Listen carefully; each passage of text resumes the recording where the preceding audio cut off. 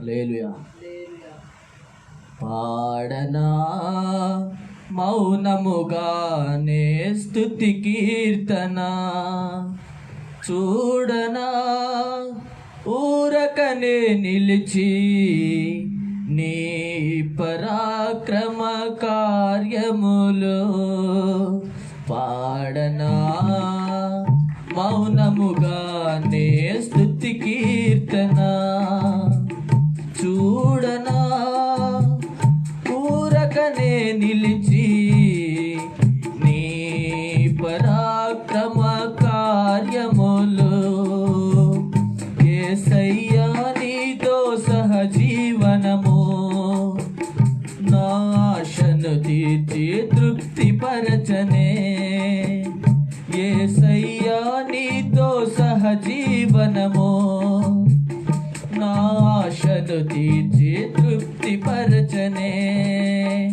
పాడనా మౌనముగానే స్తుతి కీర్తన, ప్రతి ఉదయమునా నీ కృపలో నేను ఉల్లసింతునే. నీ రక్తాభిషేకము కడిగనే నా ప్రాణాత్మ శరీరమును. ప్రతి ఉదయమునా నీ కృపలో నేను ఉల్లసింతునే. నీ రక్తాభిషేకము కడిగనే నా ప్రాణాత్మ శరీరమును.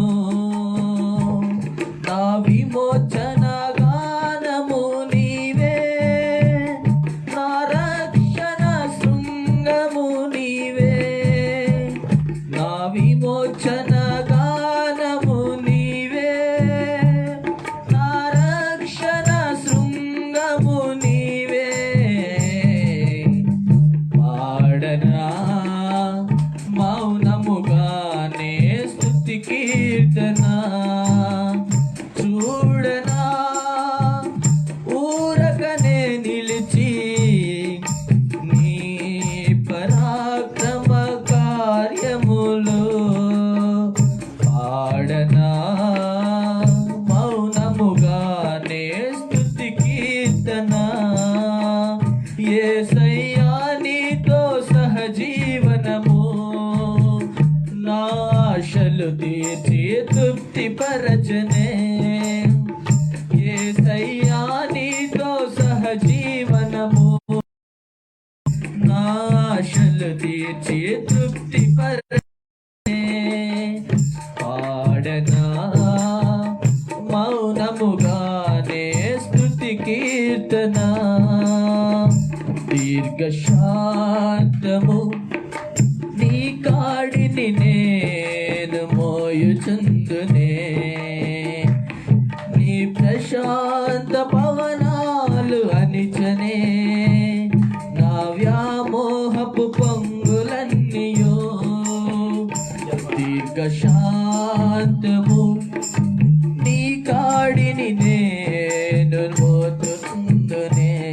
నీ ప్రశాంత పవనాలు అనిచనే నా వ్యామోహపు పొంగులన్నీయో.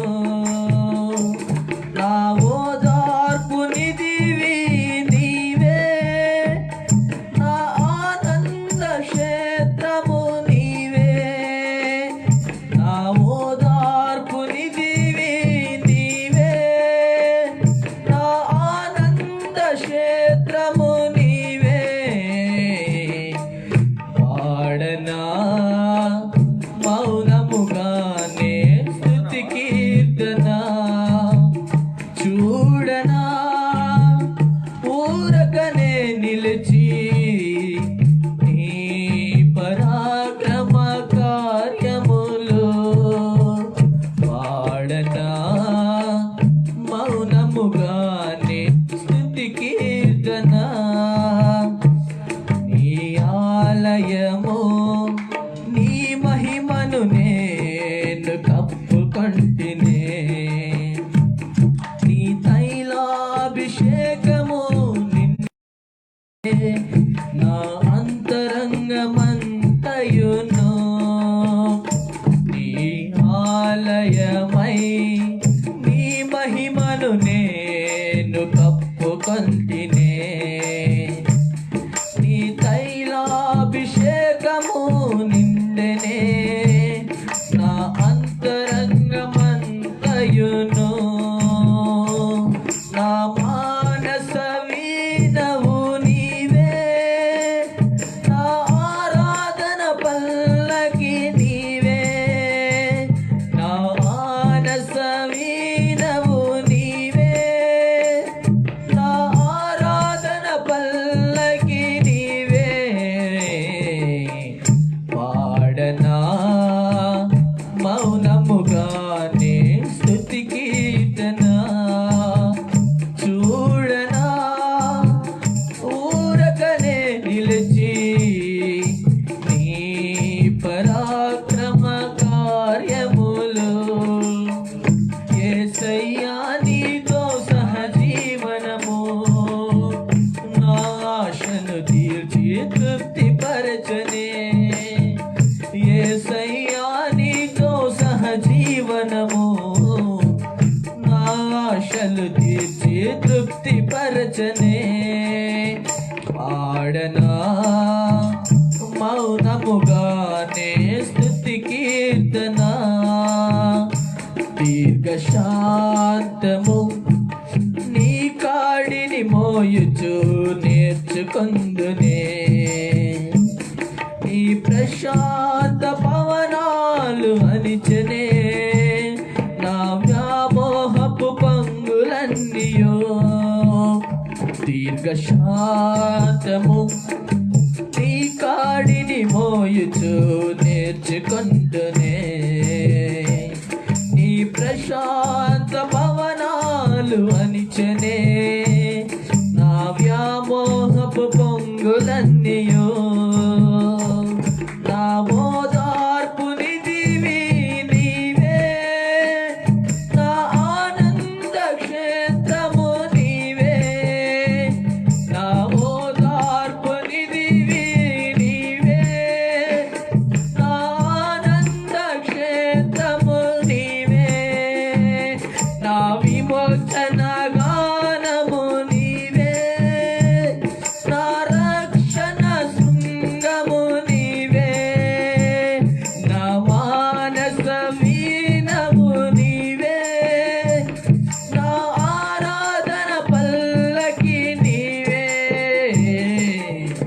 పాడనా మౌనముగానే స్తుతి కీర్తన చూడనా ఊరకనే నిలిచి నీ పరాక్రమ కార్యములు పాడనా మౌనముగానే స్తుతి కీర్తన చూడనా ఊరకనే నిలిచి నీ పరాక్రమ కార్యములు యేసయ్యా నీతో సహజీవనము నా ఆశలు తీర్చి తృప్తిపరచనే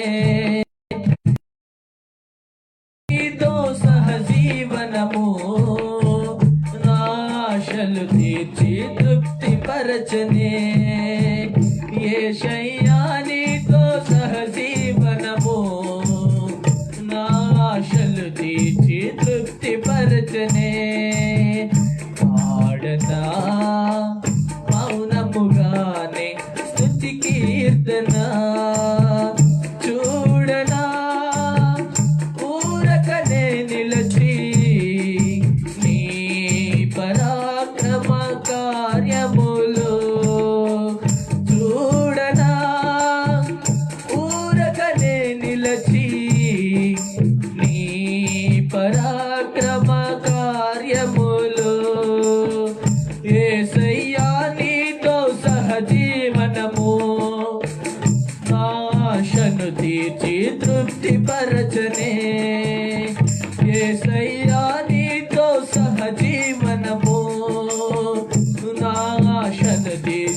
తృప్తి పరచనే యేసయ్యా నీతో సహజీవనము నా ఆశలు తీర్చి తృప్తి పరచనే పాడనా మౌనముగానే స్తుతి కీర్తన పాడనా మౌనముగానే స్తుతి కీర్తన.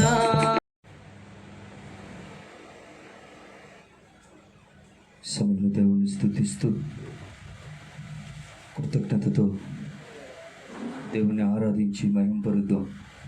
Praise the lord. స్తోత్రం స్తోత్రం స్తోత్రం స్తోత్రం స్తోత్రం స్తోత్రం. Praise the lord. హల్లెలూయా. స్తోత్రం స్తోత్రం స్తోత్రం స్తోత్రం స్తోత్రం. దేవా స్తోత్రమయ్యా స్తోత్రమయ్యా స్తోత్రమయ్యా స్తోత్రమయ్యా.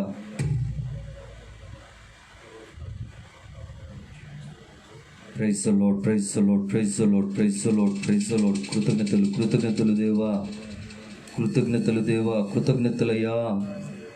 ఆరాధ్య దైవమా నీకు కృతజ్ఞతలు చెల్లిస్తున్నాము. మౌనతుడైన దేవా కృతజ్ఞతలు చెల్లిస్తున్నామయ్యా. నీ రక్తం ఇచ్చి మమ్మల్ని నీ స్వకీయ సంపాద్యంగా చేసుకుని నిన్ను ఆరాధించు ధన్యతను భాగ్యమును మాకు అనుగ్రహించున్నావయ్యా. మా దైవమా మీకు స్తోత్రం స్తోత్రం స్తోత్రం స్తోత్రం. నా దేవా నా దేవా నా తండ్రి స్తోత్రం స్తోత్రం స్తోత్రం. Praise the lord. యేసయ్యా స్తోత్రం స్తోత్రం స్తోత్రం స్తోత్రం స్తోత్రం స్తోత్రం స్తోత్రం స్తోత్రం. శివాధిపతి స్తోత్రం స్తోత్రం స్తోత్రం. Praise the lord. హల్లెలూయా. స్తోత్రమయ్యా స్తోత్రమయ్యా స్తోత్రమయ్యా స్తోత్రమయ్యా స్తోత్రమయ్యా స్తోత్రమయ్యా స్తోత్రమయ్యా స్తోత్రమయ్యా స్తోత్రమయ్యా స్తోత్రమయ్యా స్తోత్రమయ్యా స్తోత్రమయ్యా స్తోత్రమయ్యా.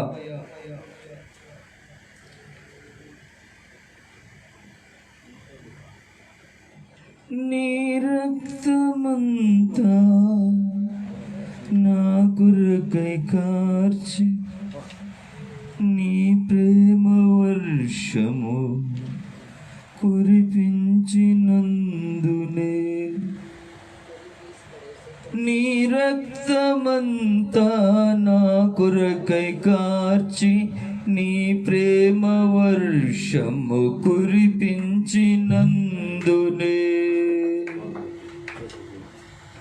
నేనేమై ఉన్నానో నీ కృపయై ఉన్నానో, నేనెవరై ఉన్నానో నీ వెరిగే ఉన్నావు. నేనేమై ఉన్నానో నీ కృపయై ఉన్నానో, నేనెవరై ఉన్నానో నీ వెరిగే ఉన్నావు. నేనేమై ఉన్నానో నీ కృపయై ఉన్నానో, నేనెవరై ఉన్నానో నీ వెరిగే ఉన్నావు. నీ రక్తమంతా నా కొరకే కార్చి నీ ప్రేమ వర్షము కురిపించినందునే. నీ రక్తమంతా నా కొరకే కార్చి నీ ప్రేమ వర్షము కురిపించినందునే. బలహీన సమయములో నా తోడుగా నిలిచావు, ఇబ్బంది ఇరుకులలో ఎడబాయక నడిపావు. బలహీన సమయములో నా తోడుగా నిలిచావు, ఇబ్బంది ఇరుకులలో ఎడబాయక నడిపావు.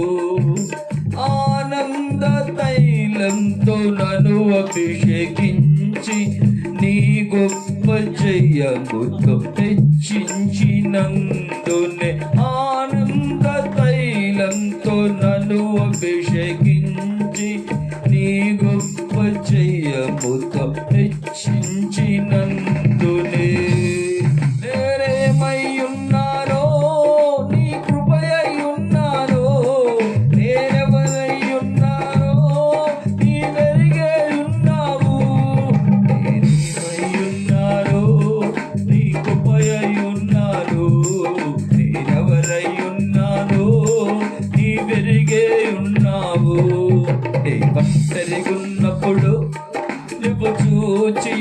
ఉన్నావు.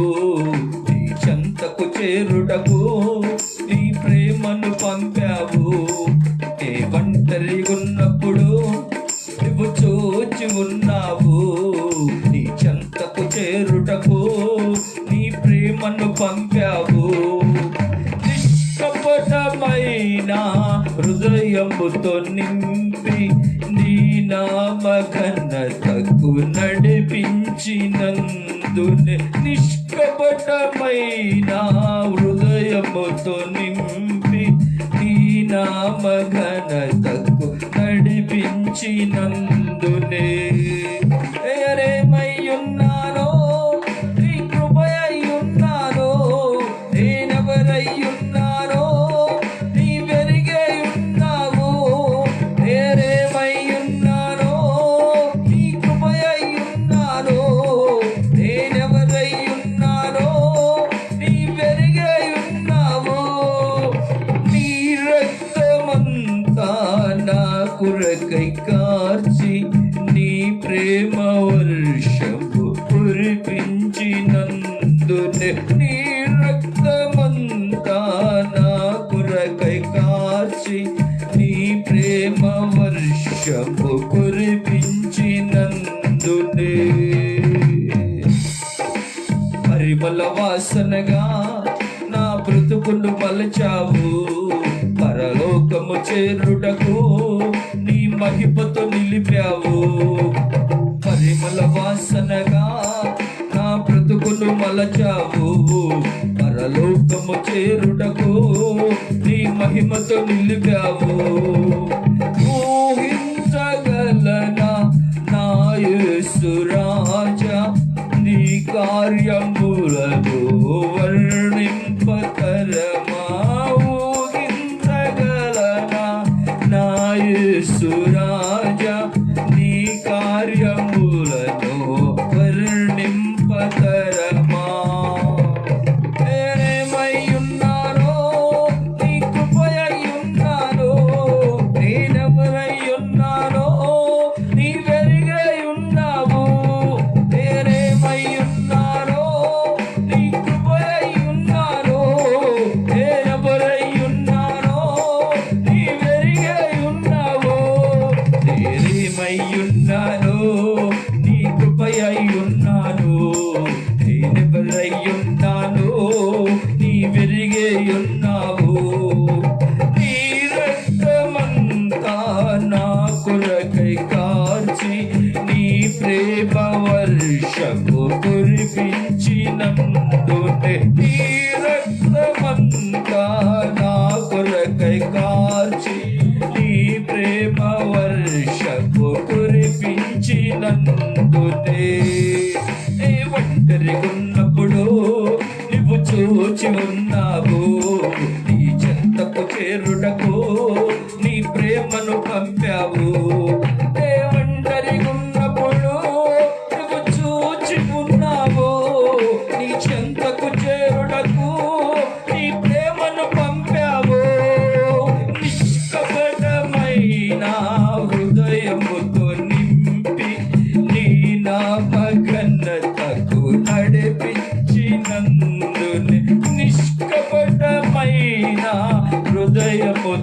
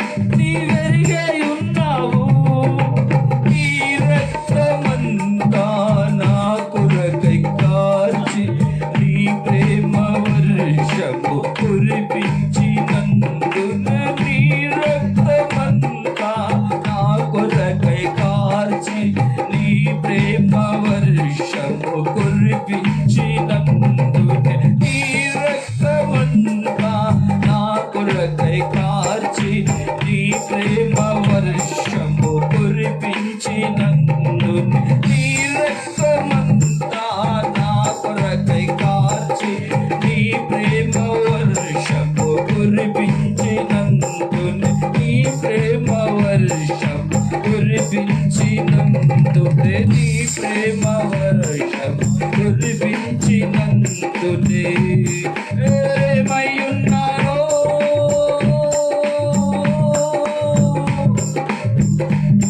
నీకు పోయి ఉన్నారో నేనెవరై ఉన్నారో నీ జరిగే ఉన్నావు. హల్లెలూయా.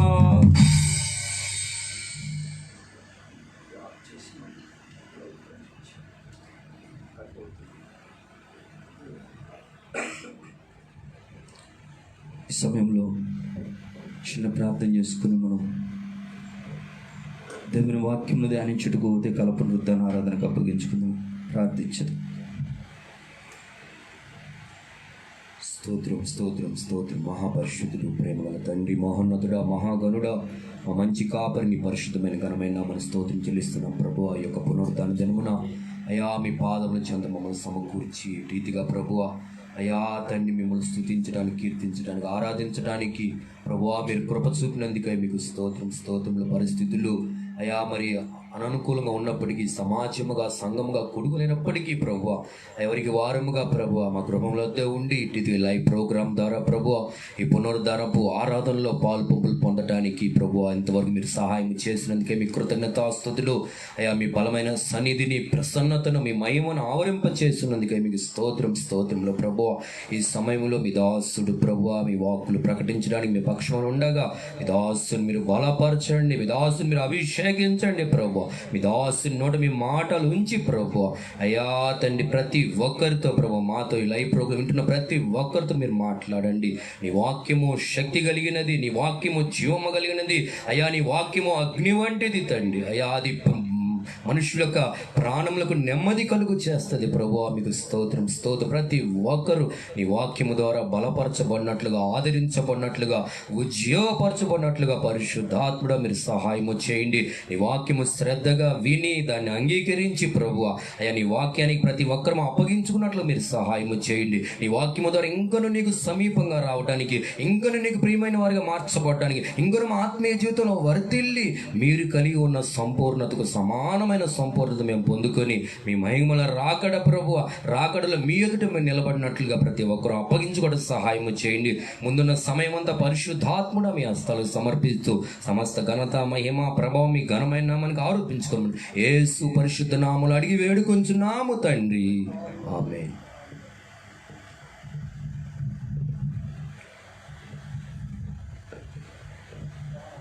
యేసుక్రీస్తు ప్రభువారి దివ్యమైన నామములో అందరికీ కూడా నా ప్రేమ స్తోత్రాలు. దేవునికి స్తోత్రం.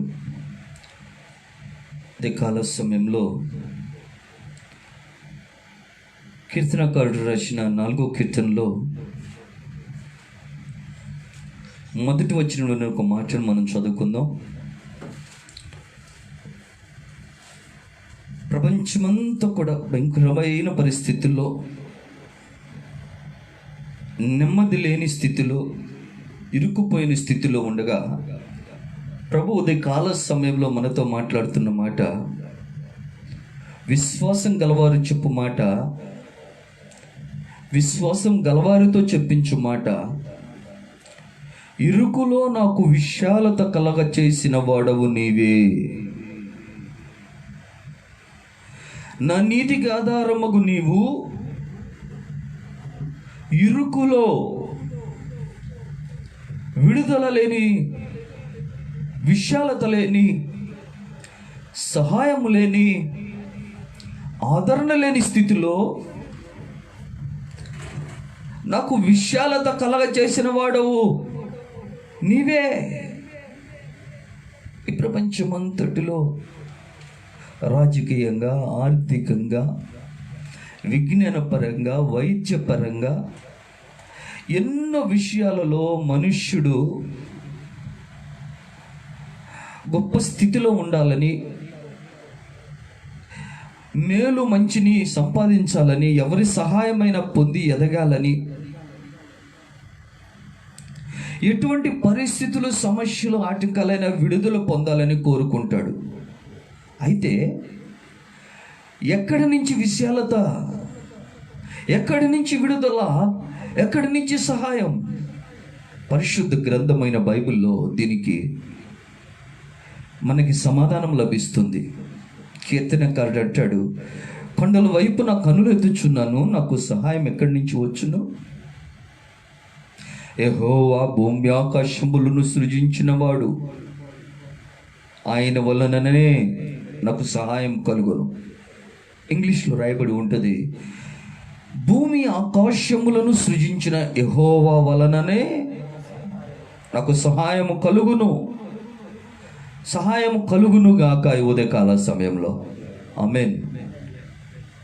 పరిశుద్ధ గ్రంథంలో నుండి మనము దేవుని యొద్ద నుంచి సహాయం పొందుకున్న అనేక సమయం, అనేక సందర్భాలను మనము చూచినప్పుడు మొదట వాళ్ళ పరిస్థితి ఇరుకుగానే, మొదట వాళ్ళ పరిస్థితి భేదస్థితిగానే, మొదట వారి పరిస్థితి అయోమయంగానే, మార్గం కానరనట్లే, మొదట వారి పరిస్థితి బ్రతుకుతున్నా కూడా బ్రతికి ఉన్న వారముగా ఉండునట్లు యాతన పడుతున్న పరిస్థితుల్లో, వేదనకరమైన పరిస్థితుల్లో మనం చూస్తూ ఉన్నాం. పరిశుద్ధ గ్రంథంలో ఎబ్బేజు గురించి మనం చూసినప్పుడు మొదటి దినవృత్తాంతముల గ్రంథంలో 4వ అధ్యాయము 9-10 వచనాలలో ఎబ్బేజుని అతని తల్లి వేదనతో, నొప్పితో, ఇన్ హర్ పెయిన్ అని చదువుతాం. ఆ నొప్పి వేదనతో కన్నందువలన అతనికి వేదన పుత్రుడు ఎబ్బేజు అంటే అర్థం. అయితే అక్కడ రాయబడి ఉన్న మాట, ఎబ్బేజు సహోదరులందరిలో ఘనము పొందినవాడాయను. అంతకుముందు ఘనం లేదు, అంతకుముందు పేద స్థితి, అంతకుముందు అయోమయమైన పరిస్థితి. అయితే ఎబ్బేజు ఏం ప్రార్థన చేసి ఉన్నాడు? నా సరిహద్దులను విశాలపరిచి, చదువుదాం 4:14-10. ఎబ్బేజు ఇశ్రాయేలీయుల దేవుని గురించి మొరపెట్టి, నీవు నన్ను నిశ్చయముగా ఆశీర్వదించి నా సరిహద్దును విశాలపరిచి నీ చెయ్యి నాకు తోడుగా ఉండ దయచేసి నాకు కీడు రాకుండా దానిలో నుంచి తప్పించుము అని ప్రార్థింపగా అతను మనవి చేసిన దానిని అతనికి దయచేసిన. తోడుగా ఉండు, నా సరిహద్దులను విశాలపరచు, నీ చెయ్యి నాకు తోడుగా ఉంచి కీడుల నుంచి తప్పించు అని ఎబ్బేజు ప్రార్థించినప్పుడు దేవుడు అతన్ని మనవి అంగీకరించి ఉన్నాడు. ముందుగానే అక్కడ మనకి తెలియపరచబడతా ఉన్న గొప్ప విషయము, ఒక మిస్టరీ. ఎబ్బేజు ఇలా ప్రార్థించినందువలన, దేవుని వైపు మనస్సు నిలిపినందువలన ఘనము పొందినవాడు ఆయన. ఈ సహోదరులు అన్న మాట ఇంకో చోట కూడా మనం చూస్తాము, చెలికాండ్రు అని. హెబ్రీ పత్రికలో దావీదు గురించి చెప్పబడుచున్న మాట చదివినప్పుడు తోటి వారి కంటే అని మనం చూస్తాం.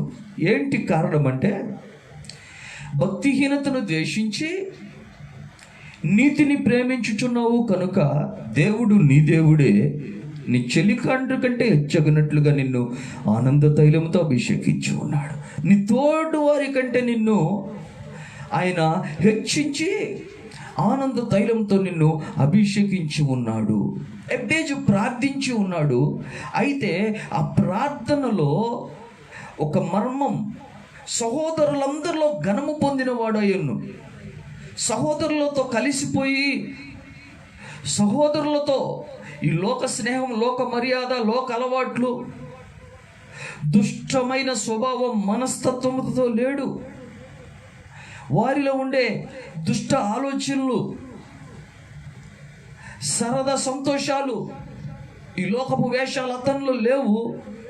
అందుకని దేవుడు అతనిని ఎలా హెచ్చించాడంటే, సహోదరులందరిలో ఘనం పొందినవాడిగా, అతని సరిహద్దులను వారితో సంబంధం లేకుండా వారికి ఇతనికి మ్యాచ్ అవ్వకుండేటట్లుగా విశాలపరిచాడు.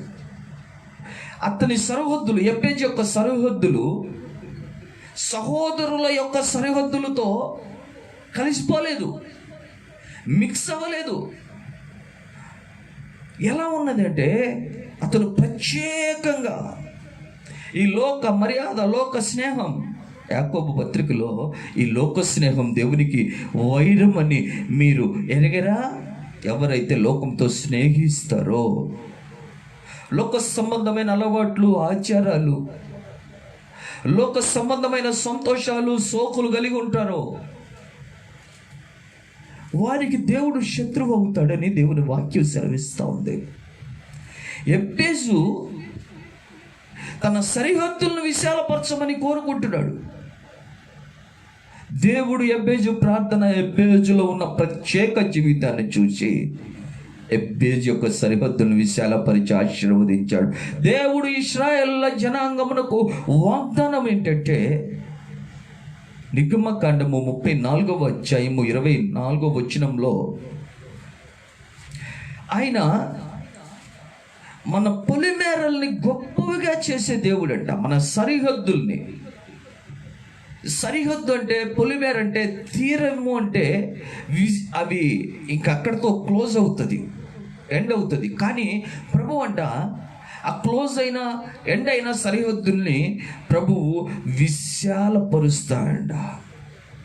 కీర్తనకారుడు పాడుతాడు, దారి తొలగి తీరము చేరని ఘోర సుడిగాలిలో, దారి తొలగి తీరము చేరని ఘోర సుడిగాలిలో, నాయకుడా నా ఆర్తధ్వని విని నవను నడిపించినావే, తీరము నన్ను చేర్చినావే, నవను నడిపించినావే, తీరము నన్ను చేర్చినావే. యేసయ్యా యేసయ్యా యేసయ్యా యేసయ్యా యేసయ్యా యేసయ్యా యేసయ్యా యేసయ్యా యేసయ్యా యేసయ్యా, నిన్ను విడచి నీ ప్రేమ మరచి నేనటు పోగలను దేవా, ఎవ్వరు నీ ప్రేమ నాకిలా చూపగలరు, చూపగలరు నా దేవా, నా దేవా. హల్లెలూయా. ఎబ్బేజు నేను ఎట్టుపోగలను, ఎవరితో కలవగలను, ఎలా ఉండగలను, వేదనతో ఉన్న నా జీవితానికి విశాలత కలగచేయువాడివి, సహాయము చేయువాడివి, విడుదల ఇచ్చి నన్ను విస్తరింప చేయువాడివి, వర్ధిల్ల చేయవాడివి నీవే అని ప్రార్థించి దేవుని వైపే మనసు నిలిపి దేవునితోనే స్నేహం చేసి దేవునిని ప్రేమించినందువలన ఎబ్బేజు సహోదరులందరిలో ఘనం పొందినవాడు ఆయన. లోకం కావాలి, స్నేహం కావాలి, లోక ఆశలు కావాలి, లోక సంతోషాలు, మర్యాదలు కావాలి. దేవుడు నిన్ను హెచ్చించాలి. అయితే దేవుడు ఓ ప్రత్యేకించుకున్న, ఓ సమర్పించుకున్న, తీర్మానం చేసిన ప్రార్థన వలన ఎబ్బేజుని ఆశీర్వదించినట్లుగా, అతని మనవి అంగీకరించినట్లుగా మనం ఇక్కడ చదువుతా ఉన్నాం. హల్లెలూయా. దుష్టులతో మనం కలవకూడదు, దుష్టుల మార్గమును నడవక, పాపుల మార్గమును నిలవక, అపహాసకులు కూర్చుండు చోటున సరదాగా వాళ్ళ గురించి వీరి గురించి మనుషులు చెప్పుకుంటూ విమర్శిస్తూ సంతోషిస్తూ ఉంటారు. అప్పుడు వారికి అతనితో కలిసి మాట్లాడి 2 అడుగులు అవతలకి వేసి వెళ్ళిన వెంటనే విమర్శించి ఎగతాళిగా హీనపరిచి అపహాసకుల వలె ప్రవర్తిస్తారు. కొంతమంది మాట్లాడరు కానీ మనసులో నవ్వుకుంటూ ఉంటారు. అలాంటి గుంపులో నువ్వు వండకూడదు. ఎప్పేసి వలె నువ్వు ప్రార్థించవచ్చు, కానీ అటువంటి మనస్సుతో నువ్వు ఐక్యమైతే దేవుడు నిన్ను, నీ మనవిని అంగీకరించి విషయాలు పరచలేడు. ఎప్పేజు జీవితంలో ఇది ఒక గొప్ప రహస్యమై ఉన్నది. హల్లెలూయా. దేవుడు మనల్ని ఎలా ఉండాలని కోరుకుంటున్నాడంటే, ఆయన మన కొరకు ప్రాణం ఇచ్చిన ప్రాణప్రియుడు. ఆయన ఏమనొచ్చంటే ప్రాణేశ్వరుడా. పరమగీతముల గ్రంథంలో రాయబడి ఉంటుంది 4వ అధ్యాయము 12వ వచనం. నాకు సహోదరి ప్రాణేశ్వరి, మూయబడిన ఉద్యానము, మూతవేయబడిన జలకూపము. ఒకసారి మాటలను మనం చదివినప్పుడు మూయబడిన ఉద్యానము, నో కాంటాక్ట్స్ విత్ అదర్స్, వేరే వారితో వేరే సంబంధాలు, ఒక్కటే సంబంధం మన సహవాసం అయితే మన గ్రూప్ అంతా దేవునితోనూ ఆయన కుమారుడైన యేసుక్రీస్తు ప్రభువుతోనూ. హల్లెలూయా. అంత ఒకటే గ్రూపు, క్రీస్తు శరీరం అనే గ్రూపు. ఆమేన్. హల్లెలూయా. ఇక్కడ ఎబ్బేజు అలా ప్రత్యేకంగా ఉన్నాడు. మూయబడిన ఉద్యానము, మూతవేయబడిన జలకూపం. నీ ఊటల్ని దేవునికి ఇచ్చే ఆశీర్వాదాన్ని దేవుడు ఆశీర్వదించేంత వరకు దేవుడు అంటావు, దేవుడిని ప్రేమిస్తావు. ఆశీర్వదించిన తర్వాత నీ ఊటలో కలంకం చేయబడేటట్లు, కలుషితం చేయబడేటట్లు, కల్తీ చేయబడేటట్లు, నీ స్టైల్ మారిపోద్ది, నీ మాట మారిపోద్ది, నీ రూపం మారిపోద్ది, నీ వేషం మారిపోతుంది. అలా ఉండకూడదు. మూతవేయబడిన జలకూపం. విశ్వసించే వారి కడుపులో అది ఒక నీటి బుగ్గలాగా ఎప్పుడు దేవుని ప్రేమించి దేవుని కొరకు ప్రత్యేకించుకునే అనుభవాల్లోనే నిలిచి ఉండాలని దేవుడు కోరుకుంటున్నాడు. 144వ కీర్తనలో 11వ వచనంలో కీర్తనకారుడు ప్రార్థిస్తూ ఉన్నాడు. నన్ను తప్పించుము, అన్యుల చేతిలో నుండి నన్ను విడిపించుము. వారి నోరు వట్టి మాటలాడుచున్నది, వారి కుడి చేయి అబద్ధముతో ఉన్నది. మాట్లాడుతా మంచినీళ్ళు తాగినట్లుగా అబద్ధాలు చెప్పేస్తారు. నేను కూడా వాళ్ళతో కలిసి అటువంటి అబద్ధంతో, అటువంటి వట్టి మాటలతో నేను వాళ్ళ చేతుల్లో చిక్కపడేటట్లుగా, వాళ్ళతో సంబంధం పెంచుకునేటట్లుగా ఆ సావాసం నాకు వద్దయ్యా, నన్ను తప్పించుము అని కీర్తనకారుడు ప్రార్థన చేస్తూ ఉన్నాడు. ఈరోజు నువ్వు ఒక గొప్ప స్థితిలో విశాలపరచబడి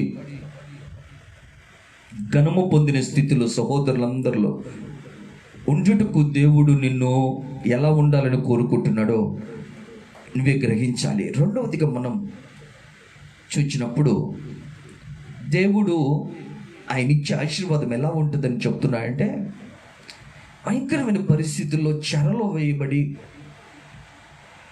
అంతకుముందు బానిసత్వంలో గడిపి, అంతకుముందు సహోదరుల చేత ద్వేషించబడి, హీనపరచబడి, చంపివేయబడినట్లు గుంటలు వేయబడిన ఈ యోసేపు దేవుని యొక్క సంకల్పం, ఉద్దేశము, చిత్తము అంతా ఎరిగిన వాడిగా దేవుని మనసుకు తగినట్లుగా తన జీవితాన్ని శ్రమల మార్గాలన్నిటిలో కూడా అప్పగించుకుంటూ ముందుకు వెళ్ళినప్పుడు ఒకనొక స్థితిలో దేవుడు అతనిని చాలా ఉన్నతమైన స్థానంలో ఉంచుతాడు.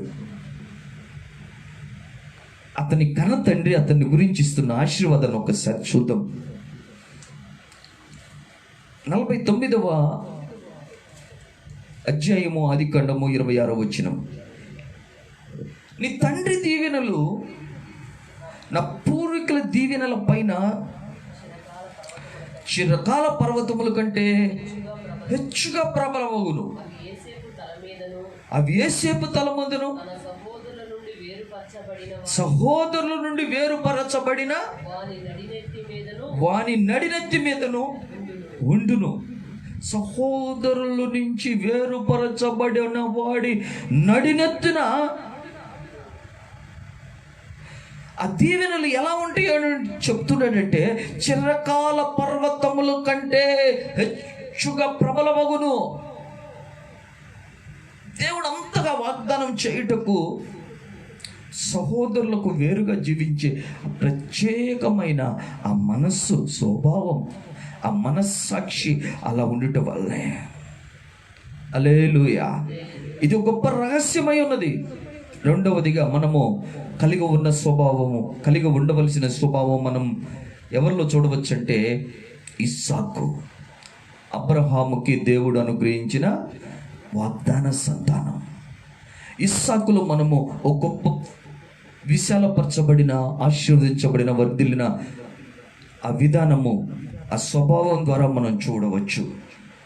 ఇస్సాకుల గురించి మనం చదివినప్పుడు ఇస్సాకులో ఏమున్నది అంటే మంచి స్వభావము, కంట్రోల్ చేసుకుని అణుచుకునే మనస్సు, మెత్తని మనస్సు. ఎలా అయితే మోల్డ్ అవ్వాలో,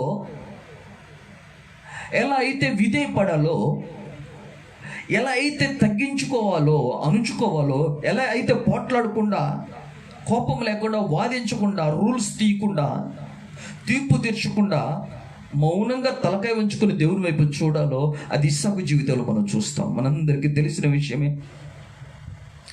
దేవుడు అబ్రహాము సింగిల్గా ఉన్నప్పుడు అబ్రహాంతో చెప్తాడు, నువ్వు మోరియా పర్వతం మీద నాకు ఇస్సాకును బలిగా అర్పించు. ఇస్సాకును తీసుకొని, బలి వస్తువులు తీసుకొని, బలి వస్తువులతో పాటుగా బలి పశువు లేదు.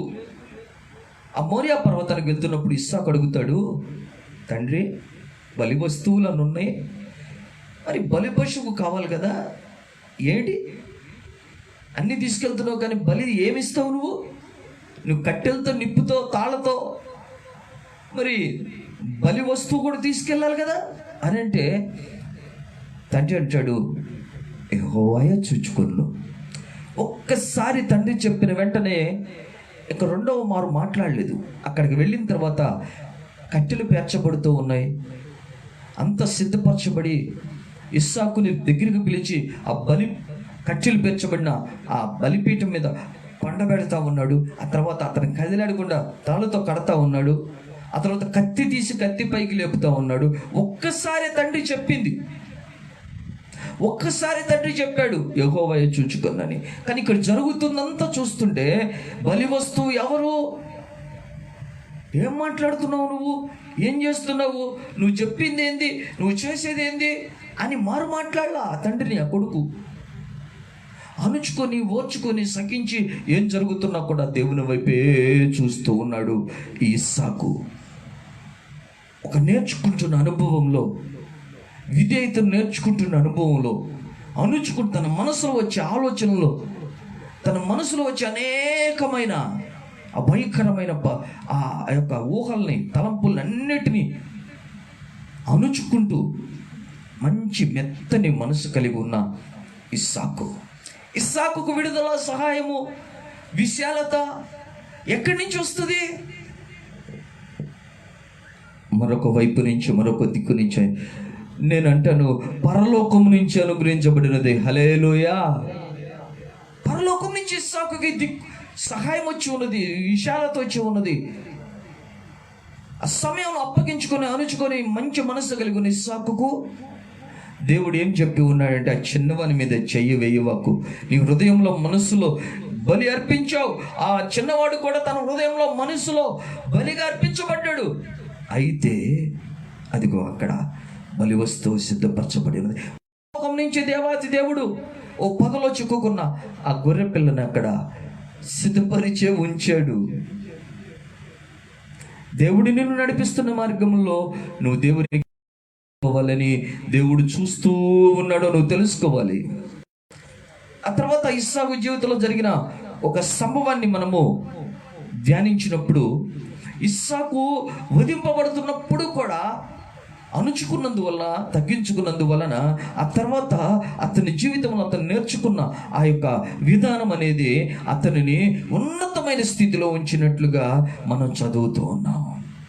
ఇస్సాకుని దేవుడు ఆ తర్వాత అబ్రహాము తను దేవుని యొద్దకు చేర్చబడిన తర్వాత ఇస్సాకు ఐగుప్తులోనికి వెళ్ళొద్దని దేవుడి చేత హెచ్చరించబడతాడు. ఆది కాండము 26వ అధ్యాయము 2వ వచనం. ఐగుప్తులోనికి నువ్వు వెళ్ళవద్దు అని చెప్తాడు. ఆ తర్వాత ఇస్సాకు ఐగుప్తులోనికి వెళ్ళకుండా గెరారు అనే ఆ ప్రాంతంలోకి వెళ్తాడు. ఆ గెరారు ప్రాంతంలో ఎంత బ్లెస్ అవుతాడంటే ఎవ్వరూ అతన్ని చూసి తట్టుకోలేరు. అంత అతని మీదకి వస్తుంది, అంత దీవెనలు వస్తాయి. వాళ్ళందరూ చూడలేకపోతున్నారు, తట్టుకోలేకపోతున్నారు.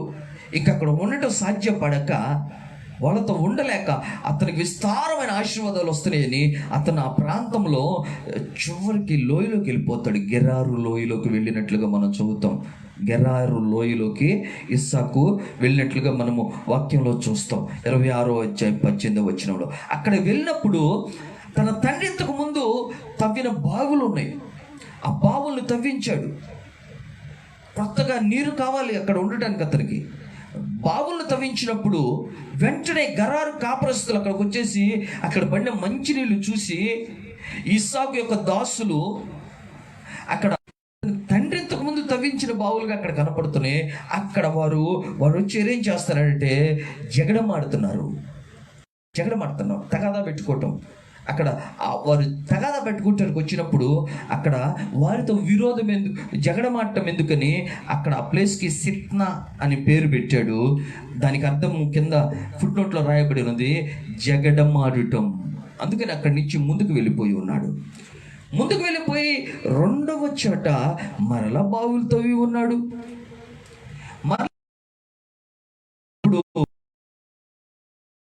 అక్కడ కూడా మంచి ఓటలు వచ్చినప్పుడు మరలా ఆ గెరారు కాపర్లు వచ్చేసి ఆ బావులను కూడా, ఆ లోయలో ఉన్న ఆ మంచి నీటి బావులు కూడా ఆక్యుపై చేసుకుంటారు, సొంతం చేసుకుంటారు. విరోధంగా ఇతన్ని ఇక్కడ ఉండకూడదు అన్నట్లుగా పోతారు. అప్పుడు అక్కడి నుంచి కూడా అణుచుకొని వారితో గొడవ పెట్టుకోకుండా అక్కడి నుంచి ముందుకు వెళతాడు. రెండవ దాని పేరు ఆ తర్వాత 2వ సిత్నా. ఈ ప్లేస్కి విరోధం, సహోదరులతో విరోధం ఎందుకు? ఇది కూడా వదిలిపెట్టి వెళ్ళిపోతాం. ఎంత కష్టమో చూడండి, ఎంత తట్టుకోలేని ఇబ్బంది చూడండి. ఆ తర్వాత మరలా ముందుకు వెళ్ళిపోతాడు.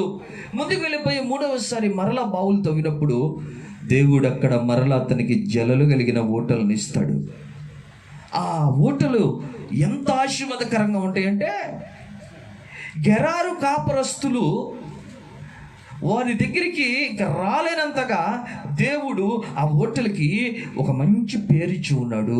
అవి ఏంటంటే రెహబోతు. ఆ ఓటలు, ఆ బావు యొక్క ఓటల పేరు రెహబోతు, ఆ స్థలం పేరు. కారణం ఏంటంటే శత్రువులు వచ్చి ఆ ఆశీర్వాదాలని, ఆ ఓటల్ని సొంతం చేసుకుంటానికి, వాటిని మరల గొడవ పెట్టుకొని వీళ్ళని వెళ్ళగొడటానికి వీలు లేకుండా ఆ రెహబోతు అనే పదానికి ఏంటంటే అర్థము ఎడమ కలగజేసి ఉన్నాడు. అంటే ఇప్పుడు మనం చెప్పుకున్న భాషలో విశాలత కలగజేసి ఉన్నాడు. ఆ రెహబోతు అన్న మాటానికి ఇంకో పదం కూడా ఉంది. అదేంటంటే బలము. రెహబోతు అనే దానికి విశాలత అనే అర్థం కూడా ఉంది. ఈ విశాలత దేవుడు కలగజేసి ఉన్నాడు కనుక దేవుడు దానికి రెహబోతు అనే ఆ ఎడమ కలగజేసి ఉన్నాడు అనే దానికి అర్థం వస్తూ ఉన్నది. ఎంత కష్టమైనా సరే, ఎంత ఇబ్బంది అయినా సరే, ఎంత మనల్ని నష్టపుచ్చినా సరే, ఎంత మనకి బాధ కలగజేసిన, అవమానం కలగజేసినా సరే, మనం కనుక ఈ శత్రువులకి ఎదురెదకుండా దేవుని క్రియ చేయటానికి మనం అప్పగించుకుంటే ఆయన చేసిన కార్యం ఎవడనో త్రిప్పివేయలేడు, ఆయన తెరిచిన ద్వారమును ఎవడనో మూయలేడు. అలా నీకు కార్యాలు చేసి నిన్ను ముందుకు నడిపించే దేవుడు, నీకు గొప్ప బహుమానం, గొప్ప ఫలితం ఇచ్చే దేవుడు నీ పక్షాన ఉండి నీకు గొప్ప స్థితిని, స్థానాన్ని అనుగ్రహిస్తాడు.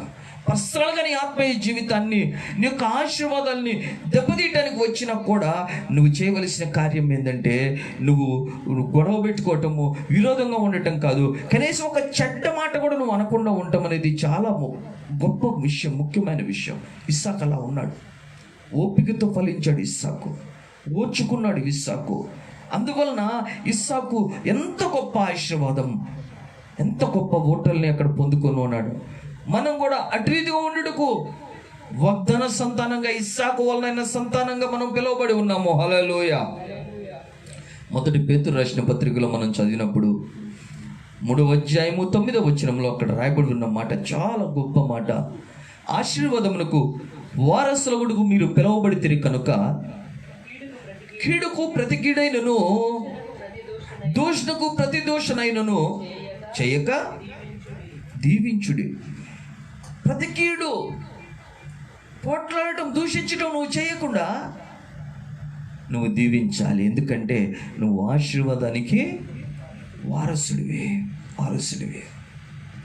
ఆశీర్వాదానికి ఎవరు వారసులంటే నువ్వే. కారణం ఏంటంటే నువ్వు కీడు చేస్తే కీడు చేసేవాడివి కాదని, తిరిగి మరలా దూషించేవాడివి కాదని, కక్ష తీర్చుకొని పగ తీర్చుకునేవాడివి కాదని దేవుడు నిన్ను ఆశీర్వాదానికి వారసుని చేశాడు. నువ్వు వారసుడివి, నువ్వే అనుభవించాలి.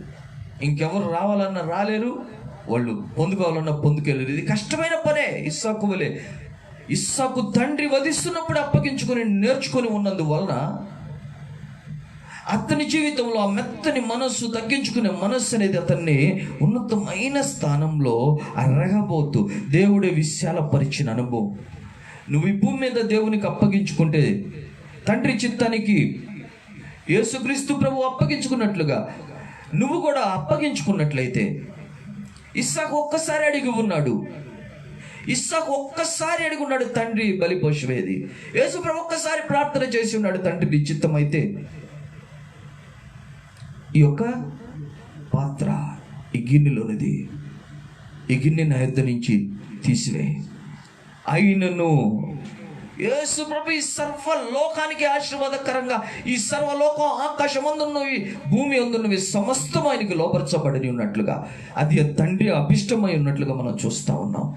ఇస్సాకు యొక్క ఆశీర్వాదాలు దేవుడు ఇస్సాకు తర్వాత ఆ వాగ్దాన సంతానము, ఇస్సాకు వలన సంతానమైన మనమే అనుభవించే దాని కొరకు దేవుడు మనల్ని వారసులుగా చేసినాడు. మనం చేయవలసిన కార్యం, కీడుకు ప్రతి కీడు చేయొద్దు, దోషునికి ప్రతి దోషం చేయొద్దు. ఒకవేళ నీ మీద నిందబడినా, నీ మీద అనుమానాలు వచ్చినా నువ్వేం మాట్లాడవలసిన అవసరం లేదు. దేవుడు నీ పక్షాన క్రియ జరిగించేవాడు, నీ పక్షాన గొప్పవాడు, నీకు విశాలత కలగ చేయవాడు. నీ కొరకు ఒక నూతన యెరూషలేము పట్టణము సీయోను సిద్ధపరచబడుతున్నది. ప్రకటన గ్రంథం 21వ అధ్యాయము 10వ వచనం నుంచి 21వ వచనం వరకు చదివినప్పుడు, ఆ పునాదులు కలిగిన పట్టణానికి, ఆ ముత్యాలు, విలువైన రత్నాలు, ఆ యొక్క రాళ్లతో కట్టబడుతున్న పట్టణానికి, బంగారు వీధులతో ఉన్న పట్టణానికి కొలతలు, ఆ పట్టణానికి ఉన్న కొలతలు నీకు సిద్ధపరుస్తున్న ఆ యొక్క యెరూషలేము పట్టణం యొక్క కొలత ఎలా ఉన్నదని చాలా విశాలమైన కొలత కూడా అక్కడ రాయబడి ఉన్నట్లుగా మనం చూస్తూ ఉంటాం. అది 144 మూల ప్రాకారంతో ఉందట. అది ఎటువైపు చూసినా కూడా సమానమైన పొడుగు వెడల్పు వీడితో ఉందట. అంత గొప్పగా ఉండినట్లుగా దేవుడు నీ కొరకు పరలోక పట్టణాన్ని సిద్ధపరుస్తూ ఉన్నాడు. హల్లెలూయా. ఆ తర్వాత 3వదిగా మనం గమనించినప్పుడు, సారెపతిలోని ఒక విధవరాలు, ఆమె యొక్క స్వభావాన్ని మనం చూసినప్పుడు, 3.5 సంవత్సరాల భయంకరమైన కరువు సమయంలో ఈ సారెపతిలోని విధవరాలు, ఆ కరువులో ఇక ఆమె తినటానికి ఏమీ కూడా లేకుండా కొంచెం పిండి, కొంచెం నూనె బుడ్డిలో ఇక తినేసి చనిపోవటానికి అప్పగించుకోవటమే మనకు మార్గం లేదు అని ఆమె కట్టెలు వేరుకుంటా ఉంది. ఆ సమయంలో కట్టెలు వేరుకుంటున్న సమయంలో దైవజనుడు వచ్చాడు. దైవజనుడు కాకుల చేత ఆహారం వస్తూ ఉంటే తిని బాగానే ఉన్నాడు. ఆ వాగు దగ్గర నీళ్లు తాగుతా అయితే కొన్ని రోజులుగా కాకులు ఆహారం ఆపేసి వాగు ఎండిపోయింది. ఇప్పుడు దైవజనుడు ఆహారం కొరకు ఆకలి దప్పికలతో ఆ విధవరాల దగ్గరికి వచ్చి అడుగుతూ ఉన్నాడు, అమ్మా నాకు ఏమైనా చేసి పెట్టు, ఏమున్నవి మీ ఇంట్లో అంటే, మారు మాట్లాడకుండా అబద్ధం ఆడకుండా, అయ్యా కొంచెం పిండి, బుడ్డిలో కొంచెం నూనె ఉంది, ఆ కొంచెంతోనే చేసుకొని నేను ఇంకా ఆ తర్వాత ఏమీ లేవయ్యా అని చెప్పినప్పుడు, అమ్మ ముందు నాకు తీసుకుని రా అని దైవజనుడు ఆమెకి చెప్పినప్పుడు ఆమె చక్కగా వెళ్ళిపోయి ఆ బుడ్డిలోని నూనెతో, ఆ తొట్టెలోని పిండితో ఆ దైవజనుడికి తీసుకొచ్చి పెట్టినప్పుడు అక్కడ మనం చదువుతాము. మీరు చూడండి, మొదటి రాజుల గ్రంథంలో 17వ అధ్యాయము 16వ వచనంలో, ఆ 17వ అధ్యాయంలో ఉన్న జరిగిన సమవంతం మీరు చదవండి. తర్వాత 16వ వచనంలో ఏమని ఉంటుందంటే, యెహోవా సెలవిచ్చిన ప్రకారము, యెహోవా ఏలియా ద్వారా సెలవిచ్చిన ప్రకారము తొట్టిలో ఉన్న పిండి తక్కువ కాలేదు, బుడ్డిలో ఉన్న నూనె అయిపోలేదు. ఏలియా ద్వారా సెలవిచ్చిన మాట ప్రకారం, యెహోవా ఏలియా ద్వారా సెలవిచ్చిన మాట ప్రకారం ఏలియాకి ఆహారము సిద్ధపరిచి ఆ మాట ప్రకారము ఆమె తెచ్చినందువలన దేవుడు ఏలియా ద్వారా ఏమంటున్నాడంటే, ఈ కరువంతా కూడా నన్ను నువ్వు తృప్తిపరచాలని, సంతోషపరచాలి, మనసులో సనుక్కోకుండా ఇప్పుడు ఎందుకు వచ్చాడురా, నేను తినే ఒక్కటి కూడా నా పిల్లోడికి నాకు లేకుండా చేశాడు అన్నట్లు కాకుండా, ఈ భయంకరమైన కరువులో, ఈ యొక్క విపత్తు సమయంలో నాకు ఆహారాన్ని సిద్ధపరిచి ఇచ్చావు కనుక నీ తొట్టెలో పిండి తరగదు, బుడ్డిలో నూనె తక్కువ కాదు అని చెప్పినట్లుగా, అట్లానే ఆ దైవజనునితో పాటు ఆ ఇంట్లో ఉన్న వాళ్ళకి అందరికి కూడా ఆ కరువు కాలం అంతా కూడా పోషించబడ్డ జరుగుతూ ఉన్నది. దైవజనుని మాట ప్రకారం నువ్వు ఉండుటకు నువ్వు అప్పగించుకున్నట్లయితే, ఇక్కడ దాగి ఉన్న ఒక మాట చెప్తాను. ఇంత గొప్ప అద్భుతం పొందుకున్న విధవరాలి పేరు లేదు, కానీ ఆమె ఉంటున్న ఊరి పేరు ఉంది అక్కడ, సారెపతు అని. ఆ సారెపతు అనే ఊరికి ఈ విధవరాల మూలన, ఈ సారెపతు అనే ఊరంతటికి ఈ విధవరాల వలన పేరు వచ్చింది. ఆ ఊరు చెప్పుకోదగినంత పేరు కలిగిన ఊరు కాకపోయినా, ఈ విధవరాలు దైవజనుడు తెర్చుకొని దైవజనుడికి ఆ చేసిన కార్యం ఆ ఊరు మొత్తానికి ఆమె పేరు ఆమె పేరు కలిగి ఉండేటట్లుగా సారేపతి విధవరాలు అని చెప్పుకుంటూ ఉంటారు అనేక మంది. ఈ సారేపతి అనే మాటకి రిఫైనరీ, శుద్ధి చేయునది, ఇంకో మాట కూడా కరిగించున్నది, రిఫైనరీ అని అర్థం వస్తూ ఉన్నది. దేవుడు దైవజనుని ద్వారా చలవిచ్చే మాటల ద్వారా నువ్వు శుద్ధి చేయబడితే, నువ్వు సంతోషంగా అప్పగించుకుంటే, కానుకలు ఇవ్వటం తర్వాత సంగతి. నువ్వు చెప్తున్న మాటలకు, ఉపదేశానికి, వాక్యానికి నువ్వు అప్పగించుకుంటుంటే, ఆ ఉపదేశ వాక్యము నువ్వు ఇష్టపూర్వకంగా నిన్ను శుద్ధి చేసుకుంటానికి నువ్వు అప్పగించుకున్నందు వలన, నీ హృదయాన్ని సిద్ధపరచుకున్నందు వలన, ఆ మాటలే నీకు ఆశీర్వాదపు ఓటలు. హల్లెలూయా. ఆ మాటలే నీకు సహాయాన్ని కలగజేస్తాయి. దైవజనుడిని చేర్చుకున్నావు అంటే ఆయన మాటలను చేర్చుకున్నావు. ఆయన మాటలను చేర్చుకున్నావు అంటే దేవుడిచ్చే ఆశీర్వాదాలని ఆటోమేటిక్గా నువ్వు చేర్చుకున్నట్లే. షూర్లీ. చనిపోదాము ఇంకా తినేసి అని అనుకుంటున్నా, ఆ కట్లు అనుకుంటున్నా. విధవరాల యొక్క స్వభావం చూడు, సనుక్కోకుండా సనుక్కోకుండా వాక్యం విను, సనుక్కోకుండా ఉపదేశానికి లోబడు. ఒక్కవేళ నువ్వు ఉండలేకపోతే సనక్కుండా తలకాయ ఉంచుకొని మూల కూర్చో. అంతేకాని నువ్వు పొరపాటును శుద్ధి చేసుకోకుండా, నీ నోరుకు శుద్ధి లేకుండా నువ్వు ఇష్టం వచ్చిన మాటలు మాట్లాడినట్లయితే ఏం జరుగుతుంది? దాని మూలన ఆశీర్వాదం పోతుంది. నువ్వు దైవజనుడిని చేర్చుకుంటే ఆయన మాటలను చేర్చుకుంటావు, ఆయన మాటలను చేర్చుకుంటే ఆశీర్వాదాన్ని, వాగ్దానాన్ని సొంతం చేసుకుంటావు. దాని మూలన దేవుడు నీకు గొప్ప విషయాలతో సహాయాన్ని, విడుదలని కలగజేయును గాక. హల్లెలూయా. అటు రీతిగా మనం అప్పగించుకోవటానికి ఎప్పుడు సిద్ధంగా ఉండాలి. ఎవరైతే దేవుని యొక్క ఉపదేశాన్ని మాటలను అప్పగించుకుంటారో ఆ దైవజనుడికి, ఆ విశ్వాసులు, ఆ సహవాసంలో ఉన్నవారు, ఆ సంఘం ఎలా ఉంటుందంటే కిరీటం లాంటిదంట. నేను అపేక్షించు నా ప్రియులారా, నా ఆనందము, నా కిరీటమైన నా ప్రియులారా అని దైవజనుడు అని పౌలు అంటున్నాడు. ఆనందం అంట, కడుపు నిండిపోతుంది ఆ సంఘాన్ని గురించి తలంచుకుంటే, ఆ విశ్వాసి గురించి తలంచుకుంటే. అదొక కిరీటం లాగా ఉంటుందంట. అబ్బా ఎంత గొప్పగా ఉంది నా బిడ్డ యొక్క మనస్సు, స్వభావం. కాబట్టి మనం ఉపదేశాన్ని చేర్చుకుంటే, దైవజనుడి యొక్క మాటల్ని చేర్చుకుంటే, మనం శుద్ధి చేసుకునే అనుభవంలో ఉంటే దేవుడు మనల్ని ఆయన విడుదల ఇచ్చి విశాలపరిచి సహాయం చేసి పోషించువాడై ఉన్నాడు. హల్లెలూయా. దేవుని వాక్యంలో రాయబడి ఉన్నది. యోహాను సువార్త 11వ అధ్యాయంలో 40వ వచనంలో,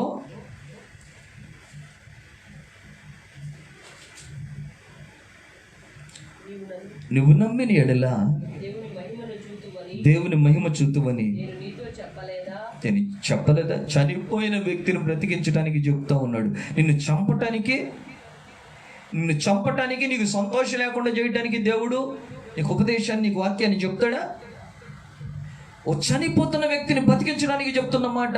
నువ్వు నమ్మిన ఎడల 3 రోజుల సమాధిలో ఉన్న వ్యక్తిని పిలవటానికి, ఒక గొప్ప అద్భుతాన్ని, మహిమను, ప్రభావాన్ని చూపించడానికి చెప్తున్నమాట. నువ్వు నమ్మిన ఎడల, నీకు చెప్పాను కదా మహిమ చూస్తావని, ఇప్పుడు చూసేట్లుగా నీకు మహిమ చూపిస్తున్నాను. దేవుడి మాటను నువ్వు వింటే, దేవుడు ఉపదేశాన్ని, వాక్యాన్ని, ఆజ్ఞను నువ్వు వింటే, సంతోషంగా శుద్ధి చేసుకుంటే, నీ స్వభావాన్ని, మనస్సుని దేవుడు నీకు మహిమ చూపిస్తాడు. ఆశ్చర్యకరంగా పోషించబడతావు. నీకు చావు అనేది ఉండదు, నువ్వు నిత్య జీవాన్ని పొందుకుంటావు. ఆ తర్వాత జరిగిన ఒక గొప్ప సంభవం, అది వర్నాను అనే ఒక వ్యక్తి దావీదు యొక్క సామ్రాజ్యంలో చక్కగా వ్యవసాయం చేసుకుంటూ, ఆ వ్యవసాయ భూమిలో ఒక గోధుమలు నూర్చే ఆ కళ్ళాన్ని కలిగి ఉన్నాడు. దేవునికి ఇశ్రాయేలు జనాంగం మీద ఆయనకి కోపం పెరిగి, వారి యొక్క నడత, ప్రవర్తనను బట్టి తట్టుకోలేక, వాళ్ళ స్వభావాన్ని ఓర్చుకోలేక తెగులును పంపాడు, కరోనాను పంపినట్టు. ఈ ప్రపంచం అంతటి మీదకి తెగులు ఎలా వచ్చిందో, ఈ యొక్క ఇశ్రాయేలు జనాంగం మీదకి ముందుగానే చెప్పాడు రాజుకి, ఇగో తెగులు పంపిస్తున్నాను అని చెప్పినప్పుడు ఏమి మాట్లాడలేని పరిస్థితి దేవునితో. అయితే దావీదు ఏమీ చేయలేక ప్రార్థిస్తూ ఉన్నాడు. తెగులు వచ్చింది, ఇప్పుడు చనిపోయినట్టు చనిపోతా ఉన్నారు. సంహార దూత వచ్చేసి ఖడ్గం తీసి అందరినీ కూడా సంహరిస్తూ ఉన్నది. అయితే ఈ దావీదు మహారాజు దానికి విడుదల ఎట్లని భారంతో విరిగి నలిగిన హృదయంతో, అయ్యా కుడియడంలో తెలియని ఈ జనములు ఏం చేసి ఉన్నారు, నన్నేమైనా చేసినా కూడా ఏం బాధ లేదు కదా, ఈ జనాలను ఎందుకు నువ్వు ఇట్లా చేస్తున్నావయ్యా, నేను చేసిన తప్పు వాళ్ళ మీదకేస్తున్నావు, శిక్ష వాళ్ళకి ఎందుకు విధిస్తున్నావు అని ప్రార్థన చేసి కన్నీటితో అప్పగించుకున్నప్పుడు దేవుడు అతనికి ఒక ఆలోచనను, ఒక భారాన్ని కలుగజేస్తాడు. అదేంటంటే, నా కొరకు బలిపీఠాన్ని సిద్ధపరచు, ఒక స్థలంలో అక్కడ నాకు బలి అర్పించు. ఆ స్థలం కొరకు ప్రార్థన చేస్తున్నప్పుడు, ఆ స్థలము ఎవరి స్థలం అంటే, ఈ వర్నాను అనే వ్యక్తి యొక్క పొలంలో ఉన్న స్థలము. అక్కడ ఏమన్నదంటే, అతనికి జీవనానికి, అతని యొక్క స్వాస్థ్యం సంపాదించుకోవటానికి, బ్రతకటానికి అతనికి ఉన్న మంచి ఆస్తి అది. ఆ వర్ణాను నూర్చడి కళ్ళం, గోధుమలు నూర్చుకుని కళ్ళం, అది నూర్చుకునే సమయం. అది గోధుమలు నూర్చుకోవటానికి పంటంతా సిద్ధపరచబడిన సమయము, గోధుమలు నూర్చుకునే కళ్ళం ఉన్న స్థలం.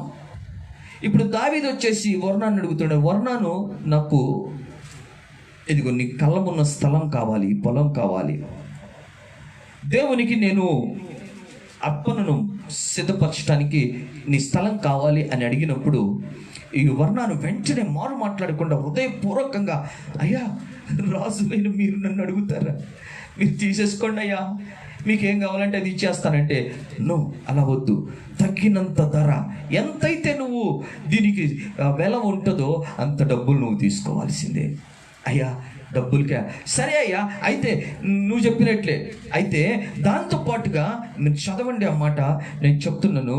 మొదటి దినవృత్తాంతాల గ్రంథంలో 21వ అధ్యాయం 22, 23 వచనాలు మీరు చదవండి. నాకు అక్కడ ఏం రాయబడి ఉంటుందంటే, మీరు తగినంత వెల ఇచ్చేయండి, నేను నా దగ్గర స్థలానికి తగినంత వెల తీసుకోండి, అయితే నేను వాటితో పాటుగా నేను దహన బలులకు ఎద్దులు ఇస్తానయ్యా. మీరు స్థలానికి డబ్బులు అడిగారు కదా, ఆ డబ్బులు ఇస్తా అన్నారు కదా, డబ్బులు ఇవ్వండి, తగినంత డబ్బులు ఇవ్వండి. అయితే నేను ఆ స్థలంతో పాటుగా మీకు నేను మనస్ఫూర్తిగా ఇవ్వాలనుకుంటున్నా. దహన బలులకి ఎద్దులు, ఇంకా గానిగా పోయిన తర్వాత ఎద్దులు ఎందుకయ్యా, ఎద్దుల తర్వాత కట్టెలకు కావాలి కదా, కట్టెలకి నిరుపెడి సామాగ్రి ఇస్తానయ్యా, నిరుపెడి సామాగ్రి ఇచ్చేస్తాను.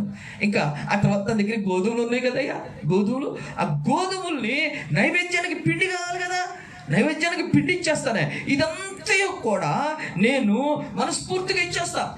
మీరేమో నూర్చెడి కళ్ళని అడిగారు, నేను వాటితో పాటుగా ఇవన్నీ కూడా కలిపి ఇచ్చేస్తాను. మీరు డబ్బులు అడిగారు కాబట్టి బాబు, మీరు అడిగిన ఆ డబ్బుల్ని తగినంత మీరు ఎంతైతే అంత ఇవ్వండి, అటన్నిటి పోటు ఇదంతా కూడా నేను ఇచ్చేస్తానని హృదయపూర్వకంగా ఆ కళ్ళం ఉన్న ప్రదేశాన్ని, తనకు ఆస్తి స్వాస్థ్యము లాభాన్ని, తనకు పోషణ కలగజేసే ఆ ప్రదేశాన్ని ఇచ్చినట్లుగా మనము దేవుని వాక్యంలో మనం చూస్తూ ఉంటాం.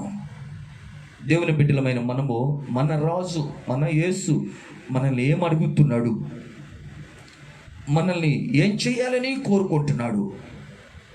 ఇక్కడ వర్ణాన్ని దావీదు అడిగి ఉన్నాడు. వర్ణాను అన్న మాటకి ఏమి అర్థం అంటే బలము అని అర్థం. ఓరన్ అంటే దీనికి ఈ కేదారు వృక్షం, ఈ వృక్షమునికి ఉన్న పేరు ఇంగ్లీష్లో ఓరాన్. దానికి ఇంగ్లీష్ మీనింగ్ ఏంటంటే బలము, స్ట్రెంగ్త్.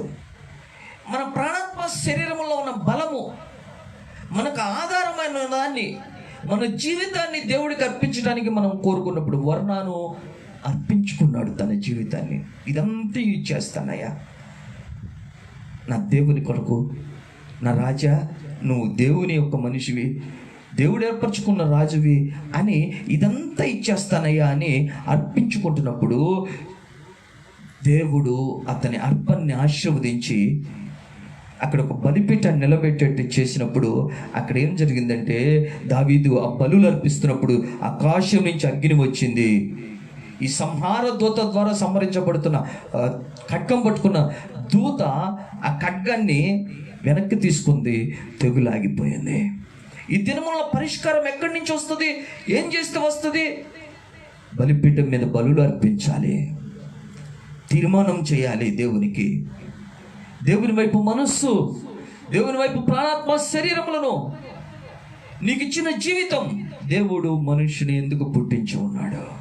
ప్రతి మనుష్యుడు కూడా ఈ భూమి మీద దేవుని యొక్క ఆలోచన వల్లనే భూమి మీదకి వచ్చి ఉన్నాడు, పుట్టి ఉన్నాడు. అయితే మనుషుడికి దేవుని యొక్క ఆలోచన లేదు, దేవుని యొక్క ఉద్దేశం తెలియదు, దేవుని యొక్క సంకల్పం తెలియదు. నశించిపోతున్నానని తెలియకుండానే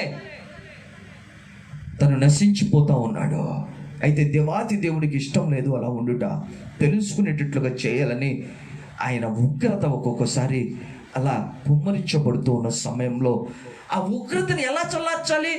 దేవునికి ఒక బలిపీఠంగా మన ప్రాణాత్మ శరీరంలో, మన జీవితంలో మార్చబడటం ద్వారా, ఇదంతా హృదయపూర్వకంగా నేను ఇస్తాను అని మనం చెప్పుట ద్వారా, ప్రభువుకు అప్పగించుకోవటం ద్వారా, హల్లెలూయా, దేవుడికి మనం ఎలా అప్పగించుకోవాలని రాయబడి ఉన్నదంటే, యోహాను సువార్త 12వ అధ్యాయం 24, 25 వచనాలలో యేసు ప్రభు చెప్తా ఉన్నారు, గోధుమ గింజ భూమిలో పడి చావుకుండి నీడలు అది ఒంటిగానే ఉండును, అది చచ్చిన నీడలు విస్తారముగా ఫలించును. తన ప్రాణమును ప్రేమించేవాడు దాన్ని పోగొట్టుకును, ఈ లోకంలో తన ప్రాణమును ద్వేషించేవాడు నిత్య జీవం కొరకు దాన్ని కాపాడుకున్నని మీతో నిశ్చయముగా చెప్పుచున్నాను. ఇక్కడ చెప్తున్న మాటలు మనం గమనించినప్పుడు, దేవుడికి మన ప్రాణం అంటే మన తలంపులు, మన ఇష్టం. నా ఇష్టం అండి, నా శరీరం, నా ప్రాణం, నాకేం సంతోషంగా ఉంటే అది చేస్తాను, నాకు నచ్చినట్లుగా నేను ఉంటాను, నచ్చినట్లుగా నేను నడుచుకుంటాను. అని మనం అనకూడదంట. నా జీవితం నా ఇష్టం అనకూడదు. ఈ జీవితం దేవుడిచ్చింది, నీ ఆత్మ దేవుడిచ్చినది, నీ శరీరం దేవుడిచ్చింది. దీంతో దేవుని మహిమపరచాలనే ఒక జ్ఞానం నీకు ఉండాలి. యేసు ప్రభు చెప్తాడు, ఈ అనుభవంలో నువ్వు రాకపోతే, భూమిలో పడి గోధుమ పిండ ఎటు రీతిగా చావకుండా ఉండకపోతే అది ఫలించదో, ఒంటిగానే ఉంటుందో, నువ్వు విస్తారంగా ఫలించడానికి నువ్వు చేయవలసిన కార్యం ఏంటంటే ఫలించుని ప్రాణాత్మ శరీరంలో సజీవయాగంగా దేవునికి సమర్పించుకొని నువ్వు ఫలించడానికి సమర్పించుకోవాలి. హల్లెలూయా. ఎప్పుడైతే నువ్వు దేవునికి అట్లా అప్పగించుకుంటావు, దేవుడు ఆయన ఏం చేస్తాడంటే నీ ద్వారా, నీ ప్రార్థన ద్వారా, నీ యొక్క జీవితాన్ని బట్టి అనేకమైన నశించే ఆత్మల ఉగ్రత నుంచి, తెగుళ్ళ నుంచి తప్పిస్తాడు. హల్లెలూయా. ఇంకో విషయం కూడా మనం చేయవలసినది ఉన్నది. యెఫ్తా వెలివేయబడినవాడు, ఎన్నిక లేనివాడు. ఎవ్వరు కూడా అతన్ని దగ్గరికి తీపితే అతను ఒక ఊరి బయట దిక్కులేని స్థితిలో ఉన్నట్లుగా అలా దేవుని ఆత్మతో అప్పగించుకొని ఆనందించేవాడిగా ఉన్నప్పుడు ఇశ్రాయేలు జనాంగం ఆ శత్రువుల అమ్మోనీయుల మీద యుద్ధం చేయటానికి యెఫ్తా నాయకుడిగా కోరుకుంటారు. అయితే యెఫ్తా అంత గొప్ప ఆ భారాన్ని దేవుడు కార్యం చేయాలని ఒక తీర్మానం చేస్తాడు. అయ్యా, నేను వెళ్తున్నాను యుద్ధం చేయటానికి, యుద్ధంలో నేను జయం పొందుకొని నేను తిరిగి వచ్చేటప్పుడు శత్రువులను నాకు లోబరించి జయం ఇచ్చినందువలన నాకు ఎవరైతే ఏదైతే ఎదురు వస్తుందో దాన్ని నీకు అర్పిస్తానయ్యా. యుద్ధానికి వెళ్తాడు, శత్రువుల్ని జయిస్తాడు. సంతోషంతో తిరిగి వస్తున్నప్పుడు అతనికున్న ఒక్క కుమార్తె. ఆ కుమార్తె తంబురతోను సితారతోను తండ్రి నిన్ను స్తుతించెదను, యెహోవా స్తోత్రము, హల్లెలూయా స్తోత్రము అని నాట్యం చేసుకుంటా తండ్రికి ఎదురుగా వస్తుంది. తండ్రి దేవుడు ఇచ్చిన జయాన్ని తలపోసుకుంటూ ఆ సమయంలో యెఫ్తా ముఖం చూడాలి, యెఫ్తా మనస్సు చూడాలి. అయితే యెఫ్తా అక్కడ అంటున్న మాటను మనం గమనించినట్లయితే, అక్కడ అంటున్న మాటను గమనించినట్లయితే 36వ వచనంలో న్యాయాధిపతుల గ్రంథం 11వ అధ్యాయము 35వ వచనం చూద్దాం. కాబట్టి అతడు ఆమెను చూచి తన బట్టలు చింపుకొని, అయ్యో నా కుమార్తె, నీవు నన్ను బహుగా కృంగజేసిది, నీవు నన్ను తల్లడింప చేయి వారిలో ఒక్కతివై ఉన్నావు. నేను యెహోవాకు మాట ఇచ్చి ఉన్నాను కనుక వెను తీయలేననగా. చూడండి, మన ప్రాణాత్మ శరీరాన్ని, మన జీవితాన్ని దేవునికి మనం అర్పించిన తర్వాత వెనక్కి తీయకూడదు. యెఫ్తా తన కుమార్తెను ఇప్పుడు దేవునికి అర్పించే సమయం వచ్చింది. ఏమి ఎదురొస్తే అది అర్పిస్తానన్నాడు జయం ఇచ్చినప్పుడు. ఇప్పుడు కుమార్తె వచ్చినప్పుడు యెఫ్తా ఏం చెప్తా ఉన్నాడంటే, అయ్యో నా కుమార్తె, నన్ను తలనింప చేసిన వారిలో ఒకటివైతివి, నేను యెహోవాకు మాట ఇచ్చి ఉన్నాను, నేను వెనుక తీయలేను. ఎంత గొప్ప తీర్మానం యెఫ్తాలో. దేవునికి ఒక్కసారి నువ్వు తీర్మానం చేసుకుని నీ జీవితాన్ని అర్పించినప్పుడు, దేవునితో నిబంధన చేసుకున్నప్పుడు వెనక తీయలేను అని చెప్పినట్లుగా నువ్వు ఉండాలి. ఎవరికి మాట ఇచ్చి ఉన్నావు? డాడీ, యెఫ్తా కుమార్తె, తండ్రి ఏమని మాట ఇచ్చి ఉన్నావు? ఎవరికి మాట ఇచ్చి ఉన్నావు? సంతోషంగా నువ్వు మాట ఇచ్చిన దాన్ని నెరవేర్చినట్లు నేను సిద్ధంగా ఉన్నానయ్యా. 36వ వచనంలో ఆమె, నా తండ్రి యెహోవాకు మాట ఇచ్చి ఉంటివా? నీ నోటి నుండి బయలుదేరిన మాట చొప్పున నాకు చేయము. ఎంత సంతోషంగా చెప్తా ఉంది, ఎంత ఆనందంతో చెప్తా ఉంది. వర్ణాను కూడా చెప్తా ఉన్నాడు, రాజా నువ్వు కళ్ళము నీమని అడుగుతున్నావు కదా, నూర్చిన కళ్ళాన్ని. సంతోషంగా ఇదిగో ఎద్దులు, అదిగో నురిపెడి సామాగ్రి, కట్టెలకైన సామాగ్రి, ఆ నైవేద్యానికి దహనం గోధుమ పిండి అని సంతోషంగా తనకున్నదంతా ఇచ్చినట్లుగా అప్పగించుకుంటా ఉన్నాడు. ఈ సమయంలో దేవుడు ఒక మాట మాట్లాడుతూ ఉన్నాడు. మత్తయి సువార్త 10వ అధ్యాయం 37-39 వచనంలో, తండ్రినైనను తల్లినైనను నాకంటే ఎక్కువగా ప్రేమించువాడు నాకు పాత్రుడు కాడు. తన సిలువను ఎత్తుకొని నన్ను వెంబడింపినవాడు నాకు పాత్రుడు కాడు. తన ప్రాణం దక్కించుకున్నవాడు దాన్ని పోగొట్టుకొను, కానీ నా నిమిత్తం తన ప్రాణం పోగొట్టుకున్నవాడు దాన్ని దక్కించుకున్నా. దేవుని నిమిత్తం మనము ఎప్పుడు కూడా ఎలా ఉండాలంటే ప్రాణాన్ని కాపాడుకునేట్లుగా ఉండకూడదు, దేవుడికి అర్పించేట్లు ఉండకూడదు. ప్రాణం అంటే దానికి అర్థం ఏంటంటే మన ఇష్టం. మన ఇష్టాన్ని ఒక్కోసారి మనం చంపేయాలి దేవుని కొరకు. మన ఇష్టాన్ని మనం ప్రేమించకూడదు. మనం ప్రేమించే వాటిని అన్నింటినీ దేవుడికి మనము అర్పించటానికి మనం ఎప్పుడు సిద్ధంగా ఉండాలి. వర్ణాను ప్రేమించేటట్లుగా అతనికి ఆస్తి, అది స్వాస్థ్యం. ఆ నెల అతని సంవత్సరం అతనికి అది జీవనాధారం. అయితే ఆ కళ్ళం ఇంతకుముందు అది ఎటువంటిది, మురిగి స్థలంగా ఉంది, ఆ ఎలుకలు వెళ్ళే స్థలంగా ఉంది. అది ఆ ఆశీర్వాదకరమైన స్థలంగా తన ఒక్కడికే అలా ఉన్నది. అయితే దేవుడికి అర్పించినప్పుడు ఆ ఎలుగు పందికొక్కులు ఉన్న స్థలము, మురికిగా అంత కూడా చెడ్డగా ఉన్న స్థలము, అతనికి మాత్రమే ప్రయోజనకరంగా ఉండే ఆ స్థలము, అది మార్పు నొందిన తర్వాత అది ఎలా మార్చబడిందంటే అనేక మంది నశించు ఆత్మల్ని తప్పించడానికి సిద్ధపరచబడిన దేవుని యొక్క బలిపీఠంగా, తెగుల నుంచి విడిపించేదిగా ఉంది. నువ్వు దేవునికి ప్రాణాత్మ శరీరములను సమర్పించుకొని నువ్వు ప్రార్థన చేస్తే, నీ ప్రాణాన్ని ద్వేషించినట్లుగా దేవునికి మోకాళ్ళుని కన్నీరు విడిచి నువ్వు ప్రార్థన చేస్తే, నిబంధనతో ప్రార్థన చేస్తే, వర్ణాలతో కలిసి ఇదంతా నేను నీకు చేస్తానయ్యా అని అందరూ అన్నీ చేస్తూ ఉన్నారు. ప్రపంచం అంతా అనేక మంది దాతలు ఎంతో విశాలమైన హృదయంతో దేవుని నామంలో కాకపోయినా వాళ్ళ నామంలో ఫోటోలు తీసుకుంటూ, వీడియోలు తీసుకుంటూ, అనేకమైన ప్రగల్భాలు చేస్తూ వాళ్ళు అర్పణలు అర్పిస్తూ ఉన్నారు. అయితే ఒక్క విషయము, దేవునికి ఏం కావాలంటే ఆటితో పాటుగా అవి చేయమని చెప్తా ఉన్నాడు. అయితే పబ్లిసిటీ లేకుండా చేయి, నీ కుడి చేతి ఇచ్చేది ఎడమ చేతికి తెలియకుండా చేయాలి. అయితే దేవుడు ఏం కోరుకుంటాడంటే, ఆయన నీ జీవితాన్ని, నీ ప్రాణాత్మ శరీరాలని కోరుకుంటున్నాడు, నిన్ను కోరుకుంటున్నాడు, నీ సమస్తాన్ని కోరుకుంటున్నాడు. నేనేం చెప్పాలనుకుంటున్నానంటే, బండ సందుల్లో నిలబడి నువ్వు కన్నీటితో ప్రార్థించే అనుభవం ఉండాలి. దేవుడి మనస్సులు తెలుసుకునేటట్లుగా, అనేక హృదయం తెరవబడి విరగొట్టబడినట్లుగా, దేవుని యొక్క మనస్సు తెలుసుకునేట్లుగా వాళ్ళ మోకాళ్ళు ఆయన సన్నిధిలో వంగి వాళ్ళ నోర్లు ఒప్పుకొని పాపాలని పశ్చాత్తాపంతో ఆయన తట్టు తిరుగునట్లుగా చేసే బాధ్యత మోకాళ్ళుని కన్నీరు విడటంలో నీకు అనుగ్రహించబడినది. నువ్వు అందుకు అర్పించుకోవాలి. ఇదంతయో ఇచ్చేదను అని వర్ణాలతో కలిసి చెప్పేటట్లుగా నువ్వు మోకాళ్ళు ఉండి దేవుని కొరకు నువ్వు అర్పించుకొని అప్పగించుకోవలసిన అవసరత ఉన్నది.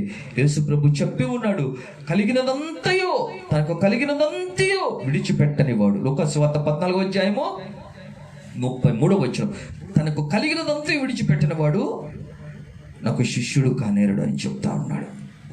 తను అట్లా తనకు కలిగినదంతయు అప్పగించుకున్నందువలన దేవుడు ఆశీర్వాదకరమైన స్థానంలో అతని యొక్క కళ్ళాన్ని, అతని యొక్క నూర్చెడి కళ్ళాన్ని, నీ యొక్క నూర్చెడి కళ్ళమైన జీవితం, నీ యొక్క నూర్చెడి కళ్ళమే దేవుడు నీకు ఇచ్చిన ప్రాణాత్మ శరీరం, నువ్వు దేవుడికి అర్పించినప్పుడు ఇది దేవునికి పవిత్రమైన స్థలంగా మార్చబడుతుంది, దేవుని యొక్క మందిరంగా మార్చబడుతుంది. మనం అక్కడ చదువుతాము, ఆ నూర్చెడి కళ్ళంగా దావీదు వర్ణాన్ని దగ్గర తీసుకున్న ఆ ప్రదేశము, ఆ సమయంలో తెగులు తప్పించడానికి బలిపీఠం కట్టబడింది. ఆ తర్వాత ముందున్న దినముల్లో అదే స్థలంలో దేవుడు దావీదు కుమారుడైన సొలొమోను చేత మందిరాన్ని కట్టినట్లుగా చూస్తా ఉన్నాం.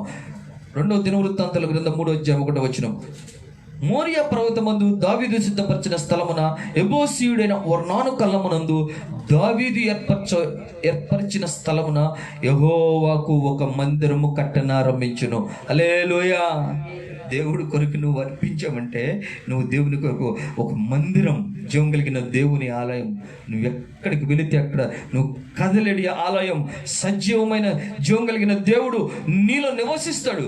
కాబట్టి నువ్వు అప్పగించాలి నీ జీవితాన్ని, నీ ప్రాణాత్మ శరీరాన్ని, నీ ఇష్టంగా కాకుండా దేవుని ఇష్టానికి. ఇదంతయు నువ్వు చెప్పినదంతయు దేవుడు ఆయన నిన్ను ఎలా చేసే దేవుడు అంటే, అనేకులకి ఆశీర్వాదకరంగా, దీవెనకరంగా చేసే దేవుడు. అందుకు నువ్వేం చేయాలంటే సజీవ యాగంగా సమర్పించుకోవాలి. రోమిల్ రాసిన పత్రికలో మనం చదివినప్పుడు అక్కడ 12వ అధ్యాయము 1వ వచనంలో రాయబడి ఉంటుంది, సహోదరులారా కాబట్టి పరిశుద్ధమును దేవునికి అనుకూలమునైన సజీవ యాగముగా మీ శరీరం పరిశుద్ధము నీకు అనుకూలంగా కాదు, నీకు ఇష్టం వచ్చినట్లు కాదు, నీకు పేరేపన కలిగినప్పుడు కాదు, దేవునికి అనుకూలంగా అనుకూలమునైన సజీవ యాగముగా ఉండినట్లుగా మీ శరీరములను నీ శరీరములను సమర్పించుకోవాలని చెప్తున్నాడు. రోమిల్ రాసిన పత్రికలు 15వ అధ్యాయము 16వ వచనములు రాయబడి ఉంటుంది, అయినను అన్ని జనులను అర్పణ పరిశుద్ధాత్మ వలన పరిశుద్ధపరచబడి దేవునికి ప్రీతికరంగా పరిశుద్ధాత్మని నడిపించాలి. దేవుడు నిన్ను ఇష్టంగా ఉండేటట్లుగా, సువాసన వచ్చేటట్లుగా, నువ్వు ఆయనకి ఆహారముగా మార్చబడినట్లుగా, అంటే ఆనందం కలగచేసేటట్లుగా, హల్లెలూయా, అలా నువ్వు అప్పగించేటట్లుగా దేవుడు కోరుకుంటున్నాడు. నీ ప్రాణాత్మ శరీరంలో ఆయన కోరుకుంటున్నాడు, ఆయన కొరకు అర్పించబడుటకు ఆయన కోరుకుంటున్నాడు. యోహాను సువార్తలో యేసయ్య సజీవుడిగా ఉన్నప్పుడు చెప్పిన మాట, మరియు గొర్రెల కొరకు నా ప్రాణం పెట్టుచున్నాను, ఈ దొడ్డువు కానీ వేరే గొర్రెలు నాకు కలవు, వాటిని కూడా నేను తోడుకొని రావలెను, అవి నా స్వరం వినును, అప్పుడు మంద ఒక్కటియో గొర్రెల కాపరి ఒక్కడును అగును, నేను మరలా దాన్ని తీసుకున్నట్లు నా ప్రాణం పెట్టుచున్నాను, ఇందువల్లనే నా తండ్రి నన్ను ప్రేమించున్నాడు. ముందు నువ్వు ప్రాణం పెట్టాలి, ఆ తర్వాత నువ్వు మరలా నీ ప్రాణాన్ని తీసుకుంటావు. చాలామంది దేవుని కొరకు ఇలా అప్పగించుకుంటే ఎందుకు ఇంకా దేవుడు జీవితం అని అంటారు. ఇక్కడ చూడండి, యేసయ్య మర్మంగా చెప్తున్న మాట, నేను మరలా దాన్ని తీసుకున్నట్లు నా ప్రాణం పెట్టుచున్నాను, ఇందువల్ల నా తండ్రి నన్ను ప్రేమించున్నాడు. నువ్వు ప్రాణం పెట్టినప్పుడు నీ ప్రాణం తీసుకునే దుర్మార్గుడుగా దేవుడు, నీ ప్రాణాన్ని ఆశించేవాడు కాదు. బలి అర్పణ నేను కోరుకోవట్లేదు, ఆయన ఇష్టం చేయటానికే నీ మనస్సుని కోరుకుంటున్నాడు. కొంతమంది వారి ఇష్టాన్ని ఏదన్నా దేవుడు తప్పిస్తే చావు దెబ్బ తగిలినట్లు వాళ్ళ మనస్సు తట్టుకోలేదు. నువ్వు ఇష్టపూర్వకంగా నువ్వే చేయాలని దేవుడు కోరుకుంటున్నాడు. నువ్వు ఇష్టపూర్వకంగా దేవుడు చేసినట్లయితే ఏమంటున్నాడంటే, నువ్వు నీ ఇష్టాన్ని, నీ ప్రాణాన్ని పెడుతున్నావు గనక మరలా నువ్వు దాన్ని తీసుకుంటావు. దానికి ఇంకా చావు లేదు, మరణం లేదు, నిత్య జీవం పొందుకుంటావు. దానికి ప్రతిగా దేవుడు నిన్ను గణపరిచి గొప్ప చేస్తాడు. యేసు ప్రభు చెప్తున్న మాట 12వ అధ్యాయము యోహాను సువార్తలో 26వ వచనంలో, ఒకడు నన్ను సేవించినలా నన్ను వెంబడింపవలను, అప్పుడు నేను ఎక్కడ ఉంటాడో అక్కడ నా సేవకుడు ఉంటాడు. ఒకడు నన్ను సేవించినలా నా తండ్రి అతన్ని గణపరచును.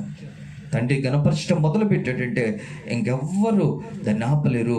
ఆ ఘనత అది ఇక్కడతో ఆగిపోయేది కాదు, అది కంటిన్యూస్లీ నిన్ను ఎక్కడికి తీసుకెళ్తుంది అంటే దేవుడిని సిద్ధపరిచిన నూతన యెరూషలేము నిత్య సీయోనుకి తీసుకువెళ్తుంది. కాబట్టి నువ్వేం చేయాలంటే విశాలత కలగచేయి దేవుడికి, సహాయము విడుదల కలగచేయి దేవునికి నువ్వు అప్పగించుకోవాలి. ఏదైనా చేయగలిగినది. నీ జీవితంలో బలహీనమైన పరిస్థితులు ఉన్నాయా? అనేకమైన ఆటంకాల శ్రమలు ఉన్నాయి. బైబిల్ గ్రంథంలో హన్నా అనే ఒక సహోదరి, ఆమెకి దేవుడే గర్భాన్ని మూసినట్లుగా, గొడ్రాలుగా చేసినట్లుగా మనం చూస్తాము.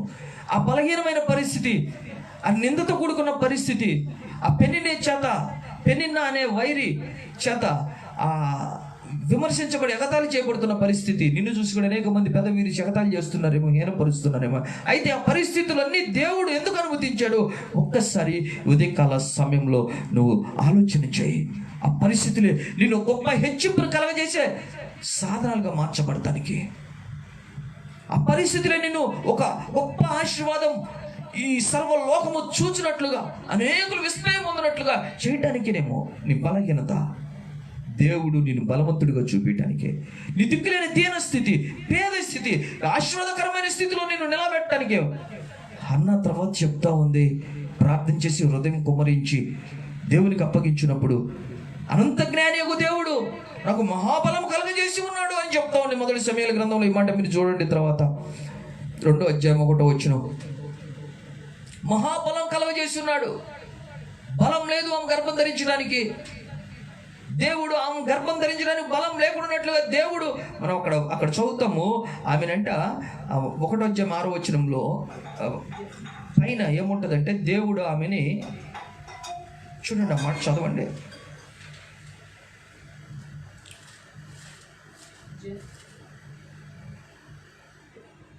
గొడ్రాలుగా చేసి ఉన్నాడు అని యెహోవా ఆమెకు సంతు లేకుండా చేసి ఉన్న, దేవుడే చేసి ఉన్నాడు అని రాయబడి ఉన్నది. దేవుని వైపు చూడాలి, దేవునికి అప్పగించుకోవాలి. దేవునికి ప్రార్థన చేయాలి. మన బలహీనతలో దేవుని శక్తి పరిపూర్ణమవునట్లుగా మన మీద నిలవబడుతుంది దేవుని యొక్క ప్రసన్నత, దేవుని యొక్క ప్రభావం. అన్న ఆ మాటల్ని పాటగా చెప్తా ఉంది. మహాబలం కలిగెను, నాకు మహాబలం కలిగెను, బలహీనత లేదు. ఓ మృతతుల్యమైన శారా గర్భం కూడా గర్భం ధరించుటకు శక్తి పొందును అని రాయబడి ఉంటుంది ఎబ్రిల్ రాసిన పత్రిక 11వ అధ్యాయంలో. మన బలహీనత మన దేవుని యొక్క బలం, మన యొక్క పేద స్థితి, మన యొక్క దిక్కులేని స్థితి, మన యొక్క చేతకాని స్థితి, మన యొక్క ఆదరణ లేని అండదండలు లేని స్థితి, అది దేవుడు మహా గొప్ప స్థితిగా మార్చు దేవుడు. ఆ పాటలోనే మనం చదువుతాం, పెంట కుప్పల మీద ఉన్న వారిని, లేమిలో ఏమీ లేని స్థితిలో ఉన్న వారిని సింహాసనం మీద కూర్చుండబెట్టేవాడంట, అధికారులతో కూర్చుండబెట్టేవాడంట, లేవనెత్తువాడంట. ఆయన అంత గొప్ప దేవుడిని నువ్వు కలిగి ఉన్నావు కాబట్టి నువ్వేం చేయాలంటే ఆయనకు అప్పగించుకొని నువ్వు ఆయన కొరకు తీర్మానంతో ప్రార్థన చేయాలి. ప్రభు నీ జీవితం ఎందుకు అర్పించు, ఎందుకు అట్లా ఆ పరిస్థితి అనుమతించి ఉన్నాడో నువ్వు తెలుసుకోవాలి. దరిద్రులను అధికారులతో కూర్చుండబెట్టే దేవుడు, సింహాసనానికి లేవనెత్తే దేవుడు నిన్ను ఆయన కోరుకుంటున్నాడని నువ్వు గ్రహించాలి. ఓ సోదరుడా, ఓ సోదరి, ఈ యొక్క సమయంలో మనం ప్రార్థన చేసుకుందాం, ప్రభు వైపు చూద్దాం. నిన్ను పిలిచిన దేవుడు ఎంత గొప్పవాడు, ఎంత నమ్మదగిన వాడై ఉన్నాడు. ఆయన మహిమ కలిగిన దేవుడై ఉన్నాడు, ఆయన శక్తిమంతుడైన దేవుడై ఉన్నాడు. అబ్రహాముతో నిబంధన చేస్తూ ఉన్నాడు, అబ్రహాముతో వాగ్దానం చేస్తూ ఉన్నాడు. అబ్రహాం, సర్వశక్తిమంతుడనైనా నాకు నీవు నిందారహితుడుగా ఉండినట్లుగా నా సన్నిధిలో నిలబడాలి. కొద్ది కాల సమయంలో దేవుడు నిన్ను అడుగుతున్నాడు. ఆయన సన్నిధి నీకు తోడుగానే ఉన్నది, నువ్వు ఎక్కడ ఉన్నా కూడా. అయితే నిందారహితంగా నువ్వు ఉన్నావా? ఎలా ఉండాలని కోరుకుంటున్నాడు అలా ఉంటావా? పరిశుద్ధ గ్రంథంలో ఉన్న వారందరూ కూడా దేవుడు మనసు తెలుసుకున్న వారిగా ఉన్నారు. మొట్టమొదటిగా ఎబ్బేజును మనం గమనించినప్పుడు ఎబ్బేజు అదే రీతిగా ఉన్నాడు. సహోదరులందరిలో ఘనం పొందినవాడిగా, దుష్టులతో కలవలేదు, వాళ్ళతో పాలివాడిగా, వాళ్ళతో సంతోషించాలనుకోలేదు. యోసేపు జీవితం కూడా అటు రీతిగానే ఉంది, సహోదరులకు వేరుగానే ఉన్నాడు. దావీదు జీవితం కూడా అటు రీతిగానే ఉంది, భక్తిహీనతను ద్వేషించాడు, నీతిని ప్రేమించి ఉన్నాడు. అదే సమయంలో నువ్వు ఇస్సాకు గురించి చూడు. తండ్రికి వధింపబడటానికి కూడా విధేయపడి ఉన్న ఇస్సాకు నేర్చుకుంటూ ఉన్నాడు విధేయతను. ఆ గెరారు కాపరులు వచ్చి తవ్విన ఓటల్ని వారు సొంతం చేసుకుంటుంటే ముందుకు వెళ్తూ ఉన్నాడు. మారు మాట్లాడకుండా, విరోధం పెట్టుకోకుండా, పోట్లాడకుండా. కష్టమే. నీ ఆశీర్వాదాలు దొంగిలిస్తున్నప్పుడు, నీ కష్టాజీతాన్ని దొంగిలిస్తున్నప్పుడు, నీకు చెడ్డ పేరు తీసుకొస్తున్నప్పుడు, నిన్ను నాశనం చేస్తున్నప్పుడు తట్టుకోలేకపోవచ్చు. అయితే ఈ యొక్క ఉదయకాల సమయంలో దేవుడు నీతో సెలవిస్తున్న మాట, నువ్వు ఆయనకు అప్పగించుకున్నట్లయితే, ఆయన క్రియ చేయుటకు, ఆయన హస్తం చాపుటకు నువ్వు అప్పగించుకున్నట్లయితే, ఇస్సాకుని రెహబోతు ఎడము కలగ చేసి ఉన్నాడు, విశాలపరిచి ఉన్నాడు, దేవుడే సహాయకుడుగా ఉన్నాడు. శత్రువు గెరారు కాపురులు భయపడి వచ్చి సమాధాన పడతా ఉన్నారు, కాళ్ళ బేరానికి వస్తా ఉన్నారు. మాతో మంచిగా ఉన్నాయా, ప్రేమగా ఉన్నాయా, మా కోసం ప్రార్థన చేయ అని అడుగుతా ఉన్నారు. నీ దేవుడు శత్రులు ఎదుర భోజనం సిద్ధపరిచి నీ గిన్నెను పొర్లేట్టుగా చేయు దేవుడు. ఎవ్వరు నీ ఓటల్ని, నీ యొక్క ఆశీర్వాదాలని, నీకు జరగాల్సిన కార్యాలని డిస్టర్బ్ చేయలేరు, ఆపలేరు. నీ దేవుడు అంత గొప్ప దేవుడు. ఇస్సాకు వలె ఓపికతో నువ్వు దేవునికి అప్పగించుకోవాలి, అణుచుకోవాలి. సారెపతి విధవరాలను చూడు. ఆ విధవరాలు తన చివరి స్థితిలో కూడా దేవుని మాటకి, దైవజనుడి యొక్క మాటకి అప్పగించుకొని లోబడుతా ఉంది. దైవజనుడిని పోషిస్తా ఉంది, సంతోషపరుస్తూ ఉంది. దైవజనుడిని ఎలా పోషిస్తున్నావు, దైవజనుడిని ఎలా సంతోష పెడుతున్నావు? నీ కానుకతో కాదు, నువ్వు చేసే పనులతో కాదు. మాట వినుట, బలులు అర్పించుట కంటే మాట వినుట శ్రేష్టమైనదని దేవుడు సెలవిచ్చి ఉన్నాడు సమూయేలు ప్రవక్త ద్వారా. నువ్వు మాట వినే వ్యక్తివైతే ఆ మాట నిన్ను దేవుని సేవకునికి ఆనందము, కిరీటంగా చేస్తుంది. దేవుని కొరకు నువ్వు ఒక ఆహారంగా మార్చబడతావు. దైవజనుడిని పోషించడానికి, తన కుటుంబం అంతా పోషించడానికి ఆ విధవరాలు ఎంత గొప్ప కృప ఉంది. దేవుడు ఆయన దైవ సేవకుడు ద్వారా సెలవిచ్చిన మాట చొప్పున తొట్టిలోని పిండి అవ్వలేదు, బుడ్డిలోని నూనె అవ్వలేదు. నిన్నటి రీతిగా ఆశీర్వదించి దేవుడు ఇదిగో నీ సమయంలో నీ పక్షాన ఉన్నాడు. ఇశ్రాయేల్ జనాంగము మీదకి దేవుని ఉగ్రత, కోపం తెగులుగా వచ్చినది. దూషణ ఖడ్గం పట్టుకున్న దేవదూత సంహరిస్తూ ఉంది ఇశ్రాయేల్ జనాంగాన్ని. దావీదు దేవునికి ప్రార్థించి బలిపీఠం సిద్ధపరచుటకు స్థలాన్ని వెతుకుతూ వర్ణాను ఉన్న పొలం దగ్గరకు వచ్చి ఉన్నాడు. నూర్చని కళ్ళం వర్ణానుది ఆ పొలంలో ఉన్నది. ఆ పొలంలో ఉన్న స్థలం ఆ కళ్ళము. ఆ స్థలం ఇప్పుడు దేవునికి బలిపీఠంగా రాజుకు కావాలి. అడుగుతా ఉన్నాడు, అయ్యా నాకు ఇవ్వు. రాజు అడిగిన వెంటనే ఇష్టంగా ఇచ్చేస్తా అంటున్నాడు. నాకు ఊరక వద్దు, డబ్బులకి ఇవ్వంటే మారు మాట్లాడకుండా, అయ్యా అలాగే నువ్వు ఎంత చెప్తే అంత డబ్బులు అయితే నువ్వు అడగకుండా నువ్వు ఇచ్చే డబ్బులు తీసుకుని నేను నా కళ్ళంతో పాటుగా ఇదిగో ఎద్దులు ఇస్తానయ్యా, ఇదిగో నా కట్టెలు కావాలి కదా, ఈ మోన్లు ఇస్తానయ్యా, ఇదిగో నైవేద్యానికి గోధుమ పిండి కావాలి కదా, ఇవన్నీ నా దగ్గర ఉన్నాయి, ఇవన్నీ కూడా నీకు ఇచ్చేస్తాను. నీ జీవితాన్ని ప్రభువుకి ఇవ్వవా? నీకున్నదంతా ప్రభువుకి అర్పించవా? ప్రాణాత్మ శరీరంలో నువ్వు ప్రభువుకి సమర్పించవా? నువ్వు సమర్పించినట్లయితే దేవుడు దానిని అనేకులను నశించి స్థితి నుంచి తెగుల నుంచి విడిపించి పరలోకం నుంచి బలిపీఠం మీదకి దేవుని అగ్ని దిగి ఆ సంహార దూత యొక్క ఖడ్గం ఉపసంహరించుకున్నాడు. తెగులు ఆగిపోయినది. నువ్వు చేయవలసింది నిన్ను అర్పించుకోవటము. దేవుడు అందుకొరకే పరిస్థితులు అనుమతిస్తున్నాడేమో. ప్రపంచమంతా కూడా దేవునికి బలిపీఠంగా మార్చబడాలి. సజీవంగా ప్రాణాత్మ శరీరంలో సమర్పించుకున్నట్లుగా దేవుడు అంటే ఇదిగా సిద్ధపరచుటకు కోరుకుంటున్నాడు. ఎఫ్తా కుమార్తె తండ్రి చేసిన నిబంధనకు అప్పగించుకున్నది. ఎఫ్తా కూడా చెప్తా ఉన్నాడు, నేను మాట ఇచ్చి ఉన్నాను ఇశ్రాయేలు దేవునికి, వెనక్కి తీసుకోలేను అని చెప్తా ఉన్నాడు. యెహోవాకు మాట ఇచ్చి ఉన్నావా తండ్రి, సంతోషంగా దాన్ని నెరవేర్చు, నేను సిద్ధంగా ఉన్నాను అని ఎఫ్తా కుమార్తె చెప్తా ఉన్నది. దేవునికి నువ్వు అర్పించుకోవాలి. దేవునికి మొదటి స్థానం ఇవ్వాలి. దేవుని సేవించుటకు నువ్వు దేవుని యొక్క పిలుపుకు తగినట్లుగా నువ్వు దేవుని తట్టు నువ్వు నీ జీవితాన్ని సమర్పించుకోవాలి. నిన్ను పిలిచిన దేవుడు గొప్ప దేవుడు. ఎందుకొరకు పిలుస్తూ ఉన్నాడు?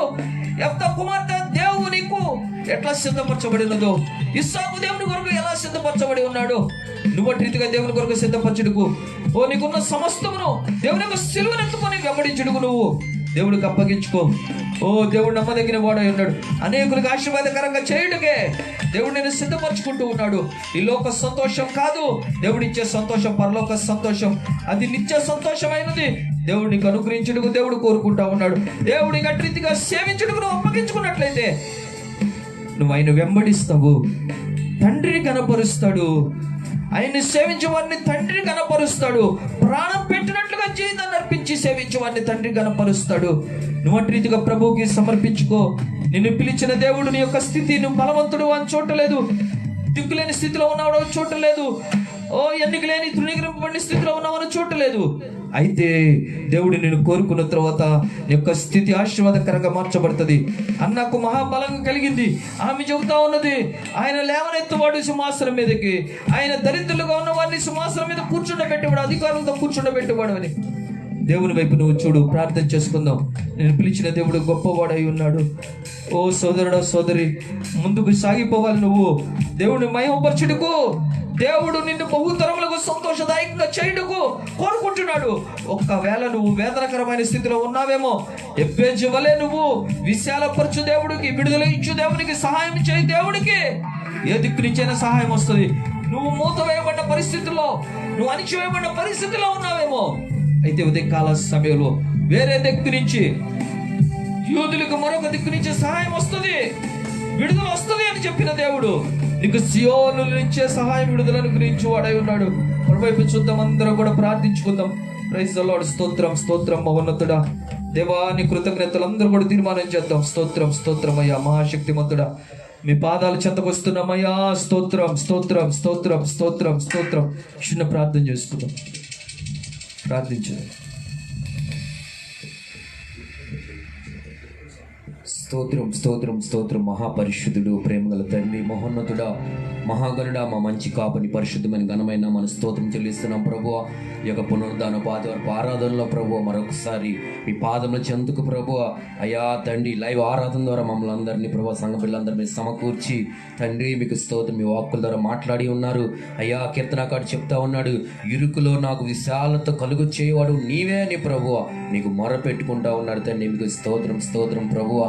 అయ్యా, ఒకవేళ మా ఆత్మీయ జీవితంలో అయ్యా మేము ఇరికింపబడిన స్థితిలో ఉన్నప్పుడు, అయోమయ అపాయమైన స్థితిలో ఉన్నప్పుడు, ఓ శ్రమతో, వేదనతో, నిందల అవమానంలో ఉన్నప్పుడు ప్రభువా, నిశ్చయముగా నువ్వు అయా మాకు విశాలత కలుగు చేయవాడివి ప్రభువా. అయా మీరు మాకు సమృద్ధిని కలుగు చేయవాడివి ప్రభువా. అయా మాకు ఘనతను కలుగు చేయవాడివి ప్రభువా. మాకు సంతోషాన్ని కలుగు చేయవాడివి ప్రభువా. మాకు ఆశీర్వాదాన్ని కలుగు చేయ దేవుడిగా ప్రభువా. ఉదయకాల సమయన ప్రభువా, అయా మీరు మాతో మాట్లాడినందుకే మీకు స్తోత్రములు ప్రభువా. అనేక మంది పరిశుద్ధ గ్రంథంలో అయా నీ జనులు ప్రభువా, అయా నీ భక్తులు ప్రభువా, అయా వారి యొక్క ఇరుకులో నీకు మొర పెట్టినప్పుడు ప్రభువా, వారు నీకు అప్పగించుకున్నప్పుడు ప్రభువా, ఏ విధంగా నువ్వు వారికి విశాలత కలుగు చేసావో, ఏ విధంగా నువ్వు వారిని ఆశీర్వదించి ఉన్నావు ప్రభువా, ఏ విధంగా వారు నువ్వు క్షేమాన్ని కలుగు చేసి ఉన్నావు ప్రభువా, ఏ విధంగా నువ్వు వారి ఘనతను కలుగు చేసి ఉన్నావో పరిశుద్ధాత్ముడా, అయా దేవతగా మీరు మాతో మాట్లాడి ఉన్నందుకే, మాకు తెలియజేసినందుకే మీకు స్తోత్రములు ప్రభువా. మొట్టమొదటిగా యబ్బేదు జీవితాన్ని మా ముందు ఉంచి ఉన్నారు ప్రభువా. అయా యబ్బోదు తన తల్లి అతనికి వేదన పుత్రుడని పేరు పుట్టింది, కానీ ప్రభువా అయా అతను నీ వైపు కనులెత్తినప్పుడు ప్రభువా, నీకు మొర పెట్టినప్పుడు ప్రభువా, తను ప్రత్యేకించుకొని నీకు మొర పెట్టినప్పుడు ప్రభువా, అయా తన సహోదరులు అయా ఘనత నొందిన వాడిగా ప్రభువా, నీ చేత ఆశీర్వదించబడిన వాడిగా ప్రభువా, అయా విశాలపరచబడిన వాడిగా ప్రభువా, అతని జీవితం మా ముందు ఉంచి ఉన్నారు ప్రభువా. అయా తండ్రి మీకు స్తోత్రములు. దావీదు కూడా ప్రభువా అయా కనిష్ఠుడిగా, చిన్నవాడిగా ప్రభువా, అయా తన యొక్క అన్నదమ్ముల సహోదరులు ఉన్నప్పుడు ప్రభువా, ఓ తన చెల్లిగాండ్ల కంటే ఎచ్చగునట్లుగా ప్రభువా, అయా దావీదుని ఆనంద తైలంతో అభిషేకించి ప్రభువా ఒక గొప్ప స్థితిని, స్థానానికి దావీదుకు అనుగ్రహించి ఉన్నారు ప్రభువా. యేసేపు జీవితంలో కూడా ప్రభువా చెయ్యి విడబడిన పరిస్థితుల్లో, చెరసాల్లో ఉన్న పరిస్థితుల్లో, మరణకరమైన పరిస్థితుల్లో ప్రభువా నీ వైపు కనులెత్తినప్పుడు అతని మీద చిరకాల దీవెనలు ఉన్నట్లుగా ప్రభువా యేసేపుని మీరు ఆశీర్వదించి ఉన్నారు తండ్రి. మీకు స్తోత్రం స్తోత్రం. మా ఆత్మీయ జీవితంలో ప్రభువా అయా మాకు ఇరుకుల విశాలత కలుగు చేయవాడు అని మేము ఎరిగి ప్రభువా, మమ్మల్ని మేము ప్రత్యేకించుకొని అయా ఈ లోకముతో స్నేహము చేయకుండా ప్రభువా, అయా లోక మర్యాదను అనుసరించకుండా ప్రభువా, అయా నీతో మేము సహవాసం చేసేట్లుగా అధికంగా నిన్ను మేము ప్రేమించే వరకు అప్పగించుకోవడం సహాయం చేయండి. ఆ తర్వాత ఇస్సాకు జీవితాన్ని మా ముందు ఉంచి ఉన్నారు ప్రభువా. అయా ఇస్సాకు ప్రభువా అయా తన జీవితంలో ప్రభువా అయా తండ్రికి విధేయత చూపినట్లుగా ప్రభువా తన మనస్సును అణుచుకొని ప్రభువా అయా తండ్రికి అప్పగించుకొని ఉన్నాడు ప్రభువా, అప్పగించుకొని ఉన్నాడు తండ్రి. మీకు స్తోత్రం స్తోత్రములు ప్రభువా. అయా అతడు గెరారు కాపుల్లో అయా తను తవ్విన బావులను వారు వచ్చి తీసుకున్నప్పుడు ప్రభువా వారితో వివాదం ఆడకుండా, వారితో పోట్లాడకుండా, వారితో జగడమాడకుండా ప్రభువా నీ వైపు కన్నులెత్తినప్పుడు అయా అతనికి తిరిగి మరలా నువ్వు ఆ జలగల ఊటలను బావులు ఇచ్చి ఉన్నావు. తన శత్రువుల నుంచి తనకు ఎడమను కలుగు చేసి ఉన్నావు తండ్రి. అయా ఆశీర్వదించి ఉన్నావు తండ్రి. మీకు స్తోత్రములు ప్రభువా. అయా మేము కూడా ఇస్సాకు వలె విధేయత చూపేవారిగా అయా మా మనస్సును అణుచుకొని నీకు అప్పగించుకునే వారిగా ఉండడానికి సహాయము చేయండి. ఎవరితో మేము జగడమాడకుండా, ఎవరితో మేము విరోధం పెట్టుకోకుండా ప్రభువా అయా కీడుకు ప్రతి కీడు చేయకుండా ప్రభువా, దూషణకు ప్రతి దూషణ చేయకుండా నీ వైపు కందులేస్తాను మీరు సహాయము చేయండి. ఆ తర్వాత సారేపత్ విధురాలు మా ముందు నుంచి ఉన్నారు ప్రభువా. దైవజనుడు తన ఇంటికి వచ్చినప్పుడు ప్రభువా అయా దైవజను యొక్క మాటకు ప్రభువా దైవజనుడు చేర్చుకొని దైవజనుకు ఉపదేశానికి తను అప్పగించుకున్నప్పుడు ప్రభువా ఆ భయంకరమైన కరువులో కూడా ఆమె విశాలత కలుగు చేసి, సమృద్ధిని కలుగు చేసి ఉన్న ఆత్మీయ జీవితంలో అయా మేము దైవజనుడు చేర్చుకునే వారిగా ఉండాలి. దైవజనుకు ఉపదేశం అంగీకరించి అయా మేము శుద్ధీకరించబడి ప్రభువా నీకు అప్పగించుకున్నప్పుడు నిశ్చయముగా నువ్వు మాకు సమృద్ధిని కలుగు చేయవాడివి. ఓ నువ్వు మాకు విశాలత కలుగు చేయ దేవుడికి మీరు మాతో మాట్లాడుతా ఉన్నావు ప్రభువా. అయా వర్ణాన్ని కూడా ప్రభువా దావీదు వచ్చి ఆ తెగులు ఆగిపోవటానికి బలిపీయడానికి తన యొక్క కళ్యమును ఇమ్మని చెప్పినప్పుడు ప్రభువా అయా వర్ణాన్ని వెంటనే హృదయపూర్వకముగా అయా ఆ యొక్క కళ్యాణి క్రయానికి ఇవ్వటానికి, అట్లా తనకున్న సమస్తాన్ని ప్రభువా ఆ గోధుమ పిండిని, ఆ ఎద్దులను, అయా కట్టెలను ఇవ్వడానికి తను అప్పగించుకున్నప్పుడు అయా తండ్రి ఆ కళ్యంలో ఒక బలిపీఠం కట్టబడి ఉన్నది, తెగులు ఆగిపోయి ఉన్నది, ప్రజలకు రక్షణ కలిగి ఉన్నది ప్రభువా. అటుగా మా ప్రాణాత్మ శరీరములను సజీవ యాగం మీకు అప్పగించుకున్నప్పుడు ప్రభువా అనేకులు రక్షించబడతారు ప్రభువా, అనేకులు మేము ఆశీర్వాదకరంగా మార్చబడతాం తండ్రి. మీకు స్తోత్రం స్తోత్రములు ప్రభువా. అయా ఒకడు నన్ను అయా సేవించిన నన్ను వెంబడించవలని నీ వాక్యం సెలవిస్తా ఉన్నది ప్రభువా. ఓ నా తండ్రి అతన్ని ఘనపరచుని వాక్యం సెలవిస్తా ఉన్నది ప్రభువా. మా ప్రాణాత్మ శరీరములు అయా మీకు అప్పగించుకుని అయా మిమ్మల్ని మేము వెంబడించినప్పుడు, మిమ్మల్ని సేవించినప్పుడు నిశ్చయంగా మీరు మాకు విశాలత కలుగు చేయవారు, మీరు మాకు ఘనతను కలుగు చేయవారు, మీరు మాకు ఆశీర్వాదాన్ని కలుగు చేయవారు. ఓ మీరు మాకు సహాయము చేయవాడిగా ఓ ఈ రాత్రికాల సమయం, ఉదయకాల సమయం ప్రభువా ఈ పునరుద్ధరణ ఆరాధన మీరు మాతో మాట్లాడుతూ ఉన్నారు ప్రభువా. అయా అతన్ని మేము యెఫ్తా కూడా ప్రభు నిబంధన నీతో చేసుకుని ఉన్నప్పుడు ప్రభువా నిశ్చయముగా అతనికి ఒక గొప్ప జయమును యెఫ్తా జీవితం మీరు అనుగ్రహించి ఉన్నారు ప్రభువా. అయా తన కుమార్తె కూడా తన తండ్రి యొక్క మాట చొప్పున ప్రభువా అయా తన జీవితాన్ని అర్పించుకుని ఉన్నది ప్రభువా. అయ్యా అటువంటి రీతిగా మా ఆత్మీయ జీవితంలో అయా మీ వైపు మేము కన్నులెత్తినప్పుడు, మీకు మేము మమ్మల్ని సమర్పించుకున్నప్పుడు నిశ్చయముగా మా ప్రతిబద్ధమైన పరిస్థితులు మీరు మాకు విశాలత కలుగు చేయ దేవుడై ఉన్నారు, మాకు సమాధానం కలుగు చేయ దేవుడై ఉన్నారు, మాకు ఆశీర్వాదాన్ని కలుగు చేయ దేవుడై ఉన్నారు. మాకు క్షేమాన్ని విస్తరింపచే దేవుడై ఉన్నారు ప్రభా. అయ్యా అటుగా మీరు మాకు విశాలత కలుగు చేయనట్లు ఎల్లప్పుడు అయ్యా మేము ఏ విధంగా అప్పగించుకోవాలో మీరు మాతో మాట్లాడిన వాక్కుల కొరకు మీకు స్తోత్రములు. వాక్కులు మాలో ఫలింప చేయండి అయ్యా. లైవ్ ద్వారా వింటున్న ప్రతి ఒక్కరిలో పరిశుద్ధాత్ముడా ఈ జీవము గల మాటలు వారిలో క్రియ చేసి వారి జీవితంలో విశాలత కలుగున్నట్లుగా, వారికి సమృద్ధి కలుగున్నట్లుగా, వారికి ఆశీర్వాదం కలుగున్నట్లుగా, వారికి ఘనత కలుగున్నట్లుగా ప్రభు అయ్యా తండ్రి మీకు స్తోత్రం. నువ్వు ఎక్కడైతే ఉంటావో నీతో పాటు వారు కూడా ఉండినట్లుగా ప్రభు నీ కృపను విస్తరింప చేయండి. మమ్మల్ని అందరినీ మీ కృపల హస్తాలు సమర్పించుకున్నాం అయ్యా. ఈ భయంకరమైన అనుకూలమైన పరిస్థితుల్లో అయ్యా తండ్రి మా పరిచయం మీరు జ్ఞాపకం చేసుకోండి. సంఘంలో ప్రతి కుటుంబాన్ని మీరు జ్ఞాపకం చేసుకోండి ప్రభు. రక్షణ దుర్గంగా మీరు ఉండండి అయ్యా. మీరు రక్త కోట్ల భద్రపరచండి. ప్రతి అపాయము తెగులు దాటిపోవునట్లుగా మీరు సహాయం చేయండి. మా భారతదేశాన్ని మీరు జ్ఞాపకం చేసుకోండి ప్రభు అయ్యా. మీ హస్తాన్ని చాపి మా దేశాన్ని స్వస్థపరచండి ప్రభు. మా దేశాన్ని విమోచించండి ప్రభు. మా దేశాన్ని మీరు రక్షించండి నాయన. మీకు స్తోత్రం స్తోత్రం అయ్యా. ఇంకా మేము అయ్యా సంఘంలో ఉన్న ప్రతి ఒక్కరు వ్యక్తిగతంగా గృహంలో యొద్ద అయ్యా దేశం నిమిత్తము, సంఘం నిమిత్తము, అనేక నిమిత్తం ప్రార్థించడం మీరు సహాయము చేయండి అయ్యా. మమ్మల్ని అందరూ మీ కృపస్థలు సమర్పించుకుంటూ సమస్త ఘనత మహిమ ప్రభావం మీ ఘనమైన నామానికి ఆరోపించుకున్నాం. యేసు పరిశుద్ధ నామములో అడిగి వేడుకొంచున్నాము తండ్రి. ఆమేన్. స్తోత్రం స్తోత్రం స్తోత్రం స్తోత్రం స్తోత్రం. యేసుక్రీస్తు ప్రభు కృపయు, తండ్రి దేవుని ప్రేమయు, పరిశుద్ధాత్మన్యోన్య సహవాసం ఇప్పుడును సదాకాలమైన రాకడ పర్యంతరం తోడేండి నడిపించును గాక.